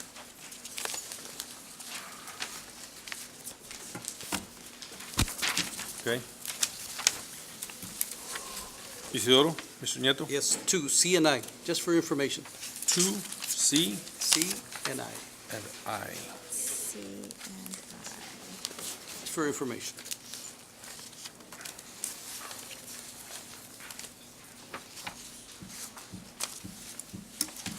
Andrew? No, sir. Patrick? Nothing. Nothing to pull. Okay, so I'll entertain a motion. Motion to approve the consent agenda with the exceptions of items C, I, and S. Second. Motion and a second to approve the consent agenda with the exceptions of items C, I, and S. All those in favor signify by saying aye. Aye. Opposed, say no. Motion carries. Okay, Isidoro, so we'll start Yeah, in just order. information on this one, Dr. Canales. What mentoring and leadership student program is it that United Way is going to assist with? Okay, United Way is going to be assisting with a group of students who will be mentoring ninth grade students. So basically, it's 11th grade students will be identified as ambassadors, and they're going to be trained to mentor our freshman students. And so United Way is a strong support of Weslaco ISD, and this is the second year, Mrs. Peterson, of the program. The initial one began last year, and the students have been trained. I believe it was last week, wasn't it? And are ready to go with this. How many students does this include? This is going to include a total of, it's 75? Yes. 75 juniors and 75 freshmen. Okay. Or more. Okay, It can go higher with the freshmen. okay, good, good program. Awesome. Thank you. 50 juniors, 100 freshmen. Each junior can mentor 2 freshmen. Great. Move to approve item C. You want to do, okay. Do you want to take them one by one or all three at the same time? We can do them as we go. Let's do one. Second. Okay, motion to approve item C. We have motion by Patrick and a second by Andrew to approve item C. All those in favor signify by saying aye. Aye. Aye. Opposed, say no. Motion carries. Now, item I. Hi, the ORAMS program, what is the ORAMS program for all those 3 schools? The specific courses, we talked about that today. Okay. So it's U.S. History. Weslaco East High School will be offering U.S. History and English at Weslaco High School, Statistics, Geoscience, and Physics, and at CTE Early College High School, English. And it will be the second year of offering on-ramps? Second year for on-ramp. So it's an alternative to our contract with STC. Okay. With on-ramps, they get UT Austin credit. Students do not have to be TSI complete to enroll. Right. That's great. The teachers go through training with UT Austin. Great. Awesome. Move to approve. Second. Okay, motion to approve item I, and a motion by Patrick and a second by Andrew. Is there, well, all those in favor signify by saying aye. Aye. Aye. Opposed, say no. Motion carries. Moving on to item S, Dr. Rivera. Yes, just information. The agenda has that we pay $1,000, which is not very much, as a retainer. But have we had any litigation with special ed paying these attorneys in past years? There hasn't been any litigation in the last 3 or 4 years, Dr. Good. Rivera. my question. I believe that also covers a lot of phone time. Is that? That's a retainer, Just a return. but the actual litigation, It's been quite some time since we've had any actual litigation. I recall there are consultants that charge quite a bit when you do the due process. Yeah. Good. Okay. You have a motion? Motion to approve item S. Second. A motion to approve item S by Patrick and a second by Andrew. All those in favor signify by saying aye. Aye. Aye. Opposed, say no. Motion carries. That completes item 9, and the entire agenda is approved. Moving on to item number 10, discussion items. Interim financial reports for the 2 months ended October 31st, 2018. Dr. Canales. Board of Trustees, we're seeking your acknowledgement. No action is required for this item. Mr. Andres Sanchez is here to present the highlights of it. Thank you, Dr. Canales. Mr. Lopez, members of the board, for the 2 months ended October 31, 2018, in the general fund, we had budgeted $169,950,000. And for those 2 months, we received $33,546,000. That represents 19.74%. On expenditures for the total functions, we budgeted $169,633,000, and we have expended and encumbered $29,642,000, which represents 17.47%. That is, well, for the 2 months that we have, it's an average of 8.33% per month. You divide it by 12, but because some functions we need to order, like, for example, food service, order a month in advance, fuel, those items. You know, some of them we have contracts that we need to make a purchase order for the entire amount that we're gonna owe, even though we pay it throughout the year. That's why it's slow 17.4 instead of 16.6 or something like that. But through the first 2 months, we're doing okay. It's certainly in the process for any alarms or anything like that. Any questions? Good. Good so far. Any other questions, comments? Thank you, Andres. Moving on to B, presentation by Purdue, Brandon Fielder, Collins, and Mott LLP, delinquent tax attorneys, firm of the delinquent tax collection activity report for the period from September 1st, 2017 through August 31st, 2018. Good evening, Dr. Canales, President Lopez, members of the board. Good evening. Good evening. Good evening. My name is Hiram Gutierrez, partner with Purdue, Brandon Fielder, Collins, and Mott, your delinquent tax firm, and I'm here to present you with your fiscal year collection report, that being September 1st, 2017 through August 31st, 2018. The emphasis on your collections program is working with your taxpayers to collect your delinquent taxes.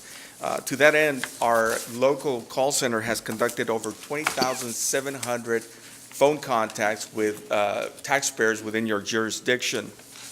We also conduct mass mailings. We have sent out over 11,100 notices to delinquent taxpayers within your jurisdiction, and that is in addition to our specialized notices out of our local office. We also conduct property inspections. We try to visit with your taxpayers at their homes or place of business, and we have conducted 217 property inspections. When we contact your taxpayers, they're not always able to pay in full, so when they are not able to, we enter into payment agreements on your behalf. To that end, we have entered into 68 payment agreements within this reporting period, involving over $157,000 owed in base tax to Weslaco ISD.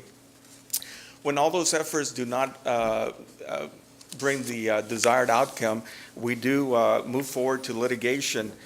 During this period, we have filed 188 petitions or interventions involving over $1.2 million in base tax owed to the school districts. Once we take a judgment, we still try to work with the taxpayers, try to see if we can enter into a payment agreement or get payment in full. But when we don't have that outcome, we do proceed to tax sales. During this period, we have put up 48 properties for tax sale. 17 of those resulted in payment agreements involving over $64,000 in base tax. 7 were paid in full, involving over $20,000 in base tax. and 10 properties were struck off to the taxing entities.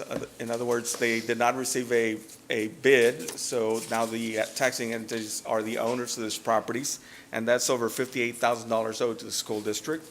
And 14 properties were sold, bringing in over $64,900 to the school district. No one lost their home? We have not sold any homesteads during this period. Dr. Rivera. We have also conducted tax resales on behalf of the school district. 28 properties were resold, bringing in over $127,000 in base tax to the school district. We also represent you in bankruptcies. We filed proofs of claims in 11 properties involving over $22,000 out to the school district. Of course, all our efforts are geared to one goal, and that's to collect your delinquent taxes. And we're proud to announce that we, during this period, we collected over $1,168,000 in base tax and $558,000 in penalties and interest, for a combined total of $1,727 for the school district. The last page of the report is a comparison between this fiscal year and the previous fiscal year. And as you can see, this fiscal year, we ended at 28.92 collection ratio compared to a 27.61 collection ratio last year, for an increase of 1.31% during this year. And at this point, I'd like to open it up for any questions that you might have. Good job. Good job. Thank you. Thank you. Andres, I believe what are we basing your projections on our collections is at what? Is that 20? 20%. 20? Yes, sir. So we're doing well above Yeah, that. we did good with the collections, because this And is getting last year's better. report, yes, we did good. Well, good. Certain time it's gonna level out, I think, no? Or you still? Well, I will tell you, by the way, your delinquency has been shrinking, and that's not throughout the whole county is that the case. I mean, the Weslaco ISD has seen a shrinking delinquency, which is good, obviously, but obviously means that there's less to collect, and it's becoming a little more difficult to collect. Yeah. But every year is going to increase. I'm sorry? Every year is going to increase for the ones that don't pay. Well, the delinquency, usually you will see an increase, but that's what I was getting at, that this year, Weslaco ISD has seen an increase in the delinquency as compared to the previous year. We're collecting more, yet there's less to collect. At some point, like Mr. Lopez said, President Lopez said, it's going to level out at some point. Yeah, But when the current becomes delinquent, you'll have a bigger pool to collect from, is what I'm saying. Right, correct. But good job, 29%. Thank you, Dr. Rivera, thank you. Thank you. Thank you, Adam. Thank you, and have a good evening. You too. Thank you.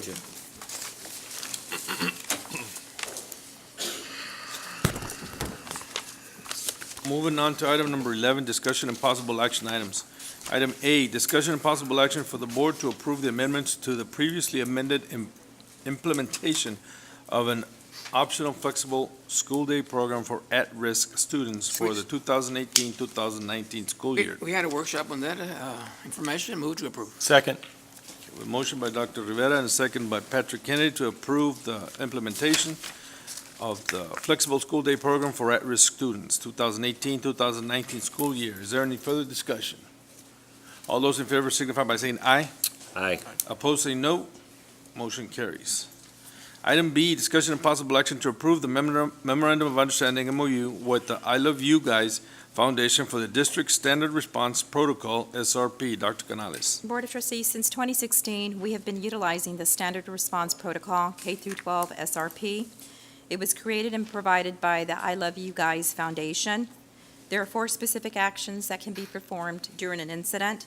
The SRP is recommended by the Texas School Safety Center and the Texas Association of School Board Risk Management Fund.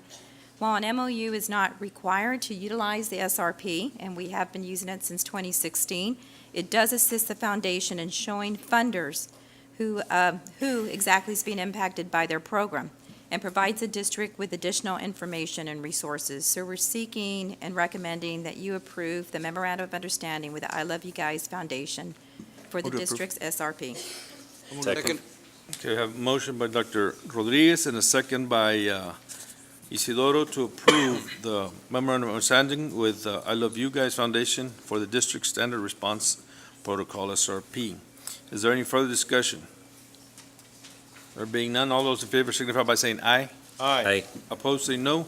Motion carries. Item C, discussion and possible action for the board to consider approval of the administration's recommendation to qualified companies that submitted qualification statements responses for the second step of the selection process of the Security Access System for Elementary School Systems School Project. Dr. Canales. Board of Trustees, we're recommending that you qualify and approve 5 vendors as finalists for the design and construction of a security access system for all elementary schools. The vendors are noted. This is our initiative to provide safe schools. Administration, we are recommending the security access system be designed and installed at elementary schools. This would be the first part in addressing security access at all campuses. On October 15, 2018, you approved the construction of a security access system at all elementary schools. This approval allowed administration to, number 1, use the design-build method of construction. Number 2, delegated your authority to rank the qualifications received to administration. And 3, approve the criterion points to be used for the ranking. So we are recommending that you approve all 5 vendors and qualify them for the second step of this project. So moved. Second. I have a motion by Isidoro and a second by, who's that? Andrew? Mr. Gonzalez. And a second by Mr. Andrew Gonzalez to approve the administration's recommendation of qualified companies for the submittal qualification statement responses as second step selection process, secondary access system for elementary school project. Is there any further discussion? Are they going to receive any compensation for their design going into step 2? Mr. Sanchez says. Can you ask the question again, please? Are they receiving any kind of money for their moving on to step 2? No, they're Okay. just being considered for the next step. Now we're gonna send a request for proposal to only those 5 companies. We're not gonna advertise it, because it's just going to them. And at that time, we'll provide more details of what we need, and then we'll get the proposal to evaluate and present to the board. Okay. And this is the first phase of the project, correct, Dr. Canales? Yes. Yes, sir. Which is the elementaries? Which is elementary schools, yes, sir. That's true. What is the budget amount that we have for this? We had 400 to 700 400 to- that we had budgeted, estimated, 'cause we don't know the exact amount it's gonna be. Okay, but we're not spending any money yet. No, not yet. Is this the item, it's related to the item, I think at the last meeting that y'all wanted some kind of like a consultant or something like that? Yes, To come in? we're gonna need a consultant, yes, to help us evaluate what we get with the second step. So he's not going to help design, he's going to evaluate No, the designs evaluate that the they response, submit? yes, sir. What was that? I'm sorry, I didn't hear you. Yes, sir. They're gonna help us evaluate Oh, okay, the proposals that we get. okay. Thank you. Any further discussion? All those in favor signify by saying aye. Aye. Opposed, say no. Motion carries. Item D is discussion and possible action for the board to consider approval of 1, the final completion of the construction project for the installation of canopies at 4 campuses, and 2, change the order number CSP 18-02-28. Dr. Canales. Board of Trustees, this project was awarded to Mata G Construction in the amount of $77,117.85. The change order, there was a change order, resulted from the requirement of a fire protection sprinkler system at the Weslaco East High School campus canopy, and that was required by the fire marshal. The scope consisted of the construction of canopies to cover sidewalks and work areas at designated schools, and they were 4 campuses where we did this at. The actual substantial completion date for this project was September 25th, 2018. However, we will not pursue liquidated damages since the delay was on the district primarily due to the change order mentioned above, and that was for the sprinkler system, correct, that we had anticipated. So we are recommending that you approve the final completion of the project, and secondly, the change order number 2 to add 50 days to the substantial completion date of the project for the construction of the canopies at the 4 campuses. And staff is here if you have any questions. Are the principals, the 4 principals here of all the projects that think they received are. canopies? Ivada? And is yes. everybody Yes. okay? The product is finished, there's no missing pieces, the workmanship's good? Okay. Everybody? Yes? No complaints? No complaints? Americo? We did check with the principals and make sure that we do, make sure we include them when we do a punch list to incorporate whatever comments they may have. Okay. So move to approve then. Second. Okay, a motion by Isidoro and a second by Dr. Rodriguez to approve the final completion of the construction project for installation canopies at 4 campuses and also the change order for number CSP 18-02-28. Is there any further discussion? All those in favor signify by saying aye. Aye. Opposed, say no. Motion carries. Item number E is discussion and possible action for the board to approve the procurement method of construction for the design and installation of the replacement of the fueling station, fuel pumps and fuel tanks at the Transportation Department project. Number one would be board determination procurement method for construction that will provide the best value to the district for the project. Number two would be board determination to retain the authority to rank the proposal to be received for this project, or board delegation of their authority to the administration to rank the proposals to be received. And option three, approval of criteria and the points to be used for the ranking the proposals. And that, it's not an option, it's 1, 2, and 3. We need to figure out what we want to do with each of those. So, Dr. Canales. The district operates 2 10,000-gallon above-ground fuel tanks for our white fleet and our buses. One tank holds diesel, the other regular unleaded fuel. In April 2018, a bad valve caused several hundred gallons of fuel to spill. It was remediated. A recent inspection by the outside company revealed that the tanks have reached approximately 75% of their life expectancy. If and when the tanks fail, it will be an environmental catastrophe that would expose the district to hefty cleanup costs and fines. So this is one of those items that came up as a need. The estimate turnkey cost of this project is somewhere between $250,000 and $300,000. So we are seeking board and we're recommending that you approve a procurement method of construction as a method that would provide the best value to the district for the design and installation of a fueling station at the Transportation Department. Administration, our team is recommending the design build of construction, that the board makes the determination to retain the authority to rank the proposals to be received for this project, or that you delegate your authority to administration to rank the proposals to be received, and that the board approves the criteria and points to be used for the ranking of proposals. And we Andres, do have, why are you recommending design build? I'm just curious. Sir, we do not have an engineer or architect with plans for a project like that. And we know there are companies approved that have this type of, they do this type of projects. And some of them work with the engineers already. So we do design build, they can come together with the engineer and the contractor to do the project, as opposed to us hiring an engineer to develop specs for that and go out and make the process. And you're comfortable with this method? Well, where will the money come from? The fund balance assigned for facilities through the needs. And there's some available, we don't have to take away from anything else? Yes, no, there is some available, yes. Have you researched as to the cost, more or less? Yeah, we have contacted a company, they were like 270,000, I believe. What was that? 270,000. 270? We did contact a couple of independent companies, and Mr. Sanchez said we also contacted some district in the areas, and members from the Transportation Department visited some sites at other school districts, so we're estimating around 250,000.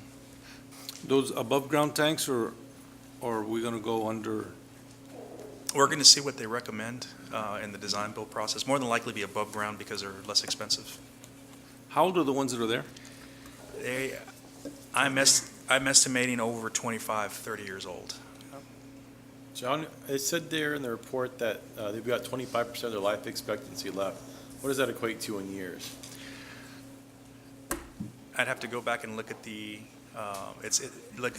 analysis that he did on it, but it's really hard to tell as far as the years go. But it is alarming, because if they were to breach, then, like I said, the environmental fees that we would face, it's going to be quite. Do they have a containment wall around those tanks or nothing? They do, but it's only about 2 feet high, about a foot and a half high. But even that wall, even the last time we had the valve break, it didn't come over, but it seeped through the bottom. So that's where our big issue was. Back to my question on the design build. What Yes, sir. other projects have you done with this method recently? Us, the one that we're working on for the security access for the schools, Which one? security access for the elementary school that we just approved. We done classrooms. We did Big Arsa gym some time ago. We've, So you're all comfortable with the this energy method? conservation project we did. You're comfortable, all of you? Yes, sir. Yes, The whole staff? we know how to work with it. Yes. Okay, I'll make the motion to go ahead Second. and go design build, and then to go ahead and have, you all rank them, staff? Okay. And with the criteria presented, all Second. three items. Okay. Thank you.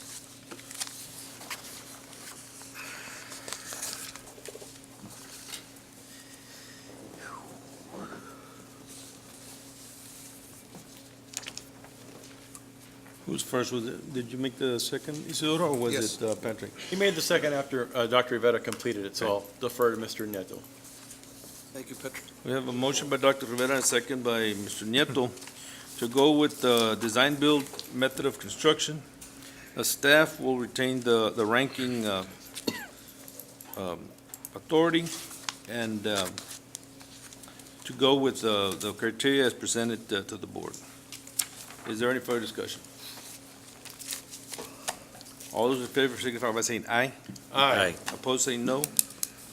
Motion carries. Let the record reflect that Oscar joined the meeting at 7:41.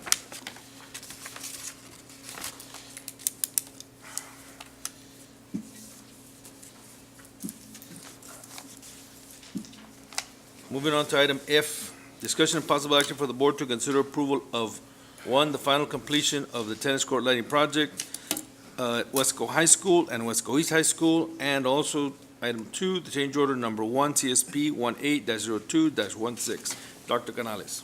Board of Trustees, the scope consisted of the installation of lighting system for the tennis courts at Weslaco High School, there are 10 courts, and Weslaco East High School, there are 8 courts. Since the project was substantially completed by the original due date, the district is not seeking any liquidated damages. There was a change order to record the contingency allowance credit due back to the district. There were no contingency allowance funds expended on this project. So we are recommending that you approve the final completion of the project and change order number 1 to deduct the amount of the contingency allowance from the project costs for the installation of the lighting systems for the tennis courts at both our comprehensive high schools. So moved. Second. A motion by Isidoro and a second by Dr. Rodriguez to approve the final completion of the tennis courts lighting project at Weslaco High School and Weslaco East High School, and also to accept the change order number 1, CSP 18-02-16. Is there any further discussion? It's time coming because many years ago, when I was principal, I had asked for that, but there was no money available, but now we have it, so now the tennis teams will be able to play till 9 o'clock, 10 o'clock. And I saw the lights the other day when Weslaco East was playing, and they're excellent. Good. I think they can host tournaments as well. Is that correct? Cruz Rojas, everything good? Americo? And I'm sure that everything's been inspected by the city also, and everything's up to par and That is correct. code and regulations, so Yes. we're good on that. Thank you. Okay. All those in favor signify by saying aye. Aye. Opposed, say no.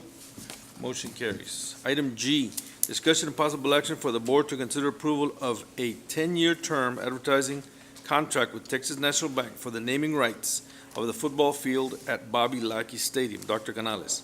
Board of Trustees, Mr. Robledo, our Director of Instructional Television, has been working diligently in securing advertising revenue contracts for the district to pay the loan obtained to purchase a new digital scoreboard installed at Bobby Lackey Stadium. One of the contracts secured is this one with Texas National Bank. It's for 10 years, $25,000 per year. Term of agreement runs through August 31st, 2027. And each party reserves the right to terminate no earlier than August 1st of a year. The contract has been reviewed by legal counsel, and it has been sent to Texas National Bank for approval of by their board, You do have a copy of the enclosed contract, so we're recommending that you approve a 10-year, $25,000 per year advertising contract with Texas National Bank for the naming rights of the football field at Bobby Lackey Stadium. The football field will be called Texas National Bank Panther Wildcat Field at Bobby Lackey Stadium. And we do have staff here if you have any questions. Can you repeat that again? The name of it? Texas National Bank Panther Wildcat Field at Bobby Lackey Stadium. I wanted to keep the Panther Wildcat. I know you I'm did. glad you all were. Yes, Dr. Rivera was very adamant about keeping the Panthers and the Wildcat, and it does give it a good ring, and we appreciate you for that, Dr. Rivera. So move to approve. Second. A motion by Isidoro and a second by Andrew. Sorry, Andrew. By Andrew Gonzalez. Is there any further discussion? All those in Just one favor? question. The term of this contract would, I think that would knock a huge dent in the debt on the school board, is that right? Yes, it would, the total amount would be, Andres. Mr. Sanchez, sorry. It is $25,000 per year. Per year. Gonna help. Okay. Is that in addition to the 161 already? No, that's That's part part of, of that's it. part of the That's part of the total amount that we're 161? raising, yeah. Okay. Okay. Good. Very Good good. job, Carlos. Thank you. Good job. Is there any further discussion? All those in favor signify by saying aye. Aye. Opposed, say no. Motion carries. Item H, discussion and possible action for the board to approve a procurement method of construction for the improvement to the athletic field and detention pond area at B. Garza Middle School. The first thing, item 1, is a board determination to procurement method of construction that will provide the best value to the district for the project. 2 would be the board determination to return the authority to rank the proposals to be received for the project, or board delegation of the authority to administration to rank the proposals to be received. And the third thing is approval of the criteria and points to be used for ranking the proposals. Dr. Canales. Back in March 2017, the board approved an interlocal agreement between the City of Weslaco and the Weslaco Independent School District to complete the laser grade and drainage improvements needed at the drainage detention easement located on the athletic fields at B. Garza Middle School. District staff had discussed the requirements for the laser grading and drainage improvements needed for the detention pond. And this is for the practice fields as well. After some time, civil engineer Mariano Garcia was hired to develop plans and specs for the project, trying to create what was considered the most effective plan for the project. After several delays between discussing the plans provided among district staff, we have settled on the project requirements.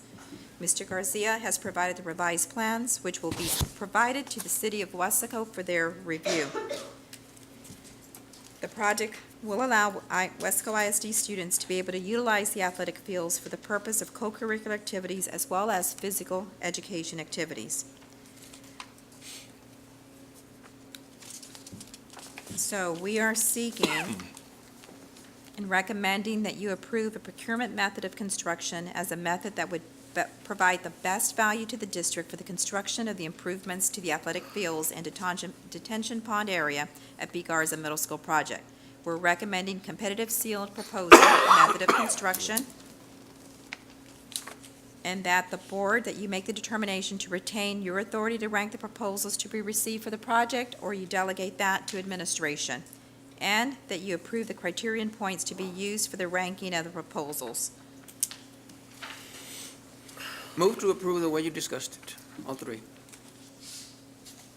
Second. We have a motion by Dr. Rivera and a second by Isidoro to go with the method of construction, which is going, the Competitive seal. competitive sealed bids, Staff ranks them. and the staff is going to rank the bids coming in. And approving the criteria. We're going to go with the criteria that has been presented. Second. We already had it. All right. I second that second. Okay, so is there any further discussion? A point of clarification on our part, Once you approve, then then the city needs to approve before we release the proposals, correct? Okay. Okay.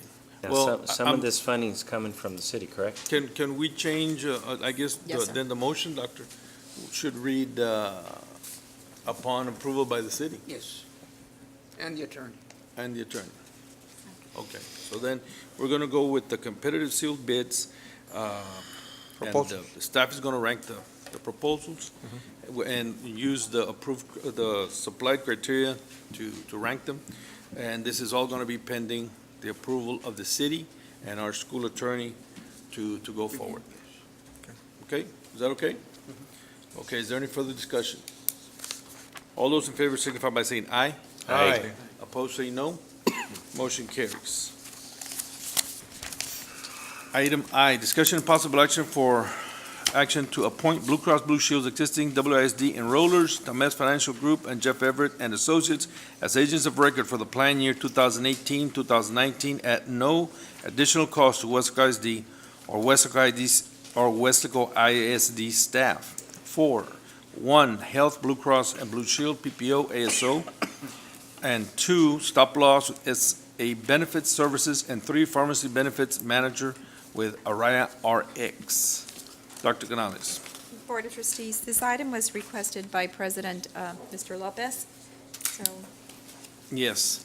I saw this as an opportunity to assist our employees and possibly have some cost savings, and also being that at no additional cost to the district, I see it as a good benefit to the district. So I put this on there. I move to approve.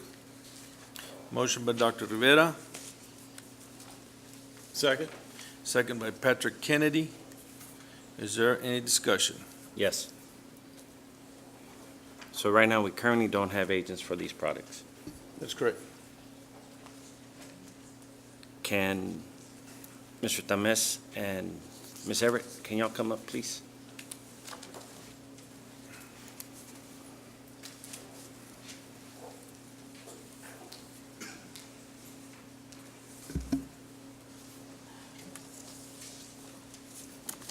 Good evening. Good evening. Good evening, Board of Trustees. Good evening, Dr. Canas. Good evening, Chair. Lopez. My question for y'all is since it's both of you, and I know y'all assisted us on our health plan, do y'all have an appointment with these companies? With SA Benefits and Araya RX? We have multiple associations with various vendors throughout. A lot of times, when you end up, so I'll answer your question directly here in just a second. What ends up happening is when there's a need to get appointed with certain companies, you go reach for them, you work your networks, you get appointed with them. Today, my group does not have an association with them directly. My partners do. Okay.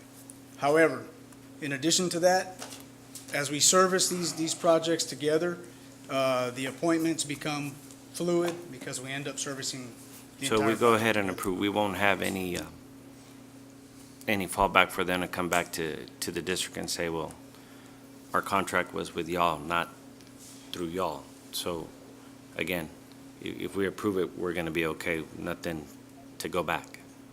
No, it's going to be on the contrary. You're going to get more Service. Well, more I know service for less. we get the local representation, but again, I'm just saying, because I know when we did it, we didn't have the agents.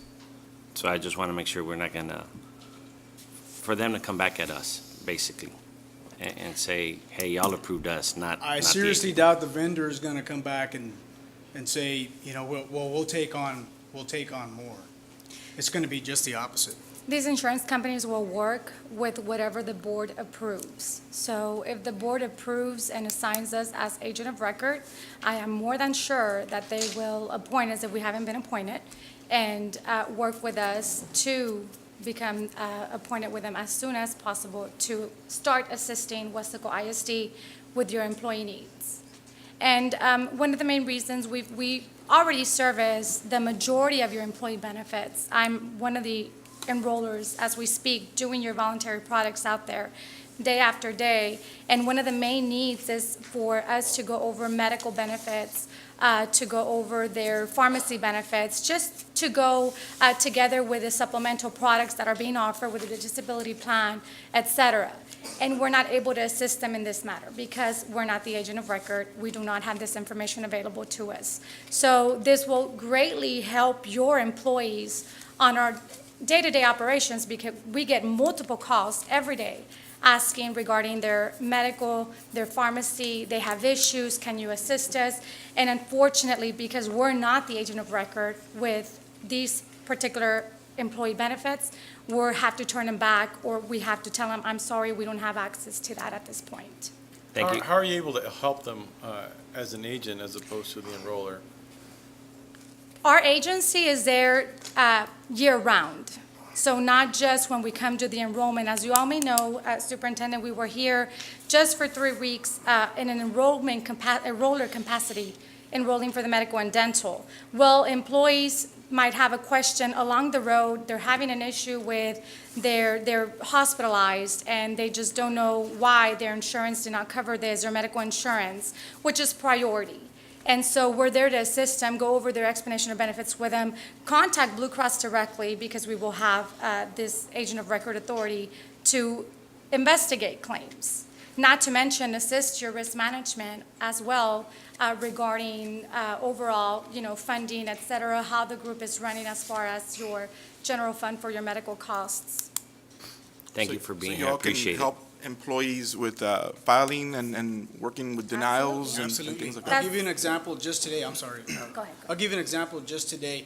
Exactly what Araceli's saying. We've been doing the enrollments for years, and I think as enrollment season comes and goes, there's more and more confidence.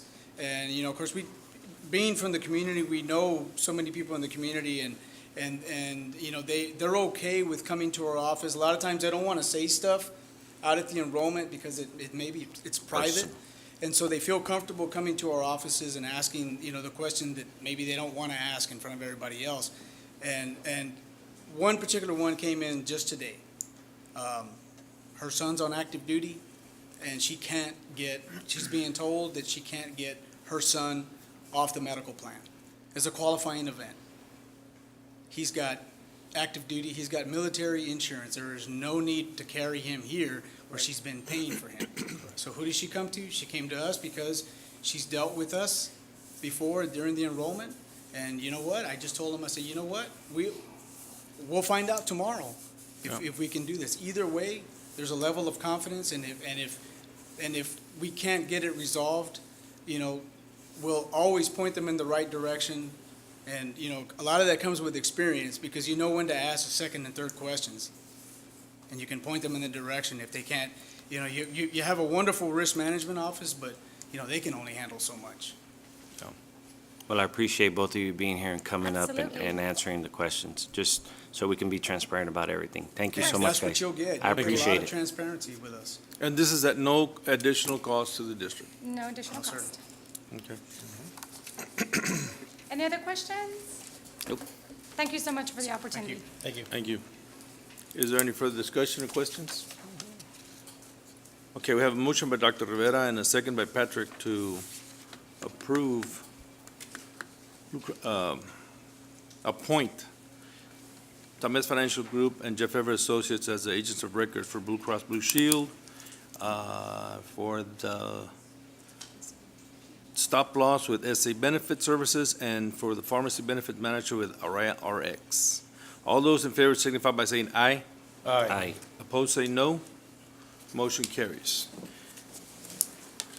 Item number 12, closed meetings to discuss A, personnel matters, Texas Government Code 551.074. Item number 1, employment of personnel. Item 2, resignations. Item 3, deliberations regarding the appointment, employment, evaluation, reassignment, duties, discipline, or dismissal of a public officer or employee, Texas Government Code 551.074 and 551.071. Item A, superintendent contract extension. And then letter B, consultation with attorney regarding A, pending or contemplated litigation, B, a settlement, offer, or C, a matter in which the duty of the attorney to the Weslaco ISD under the Texas Disciplinary Rules of Professional Conduct of the State Bar of Texas clearly conflicts with Chapter 551 of the Texas Government Code, Texas Government Code 551.071. Time now is 8:01, and this board is going into closed session.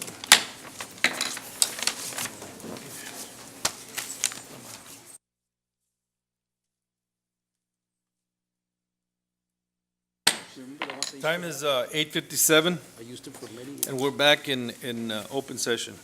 I'll make it a point.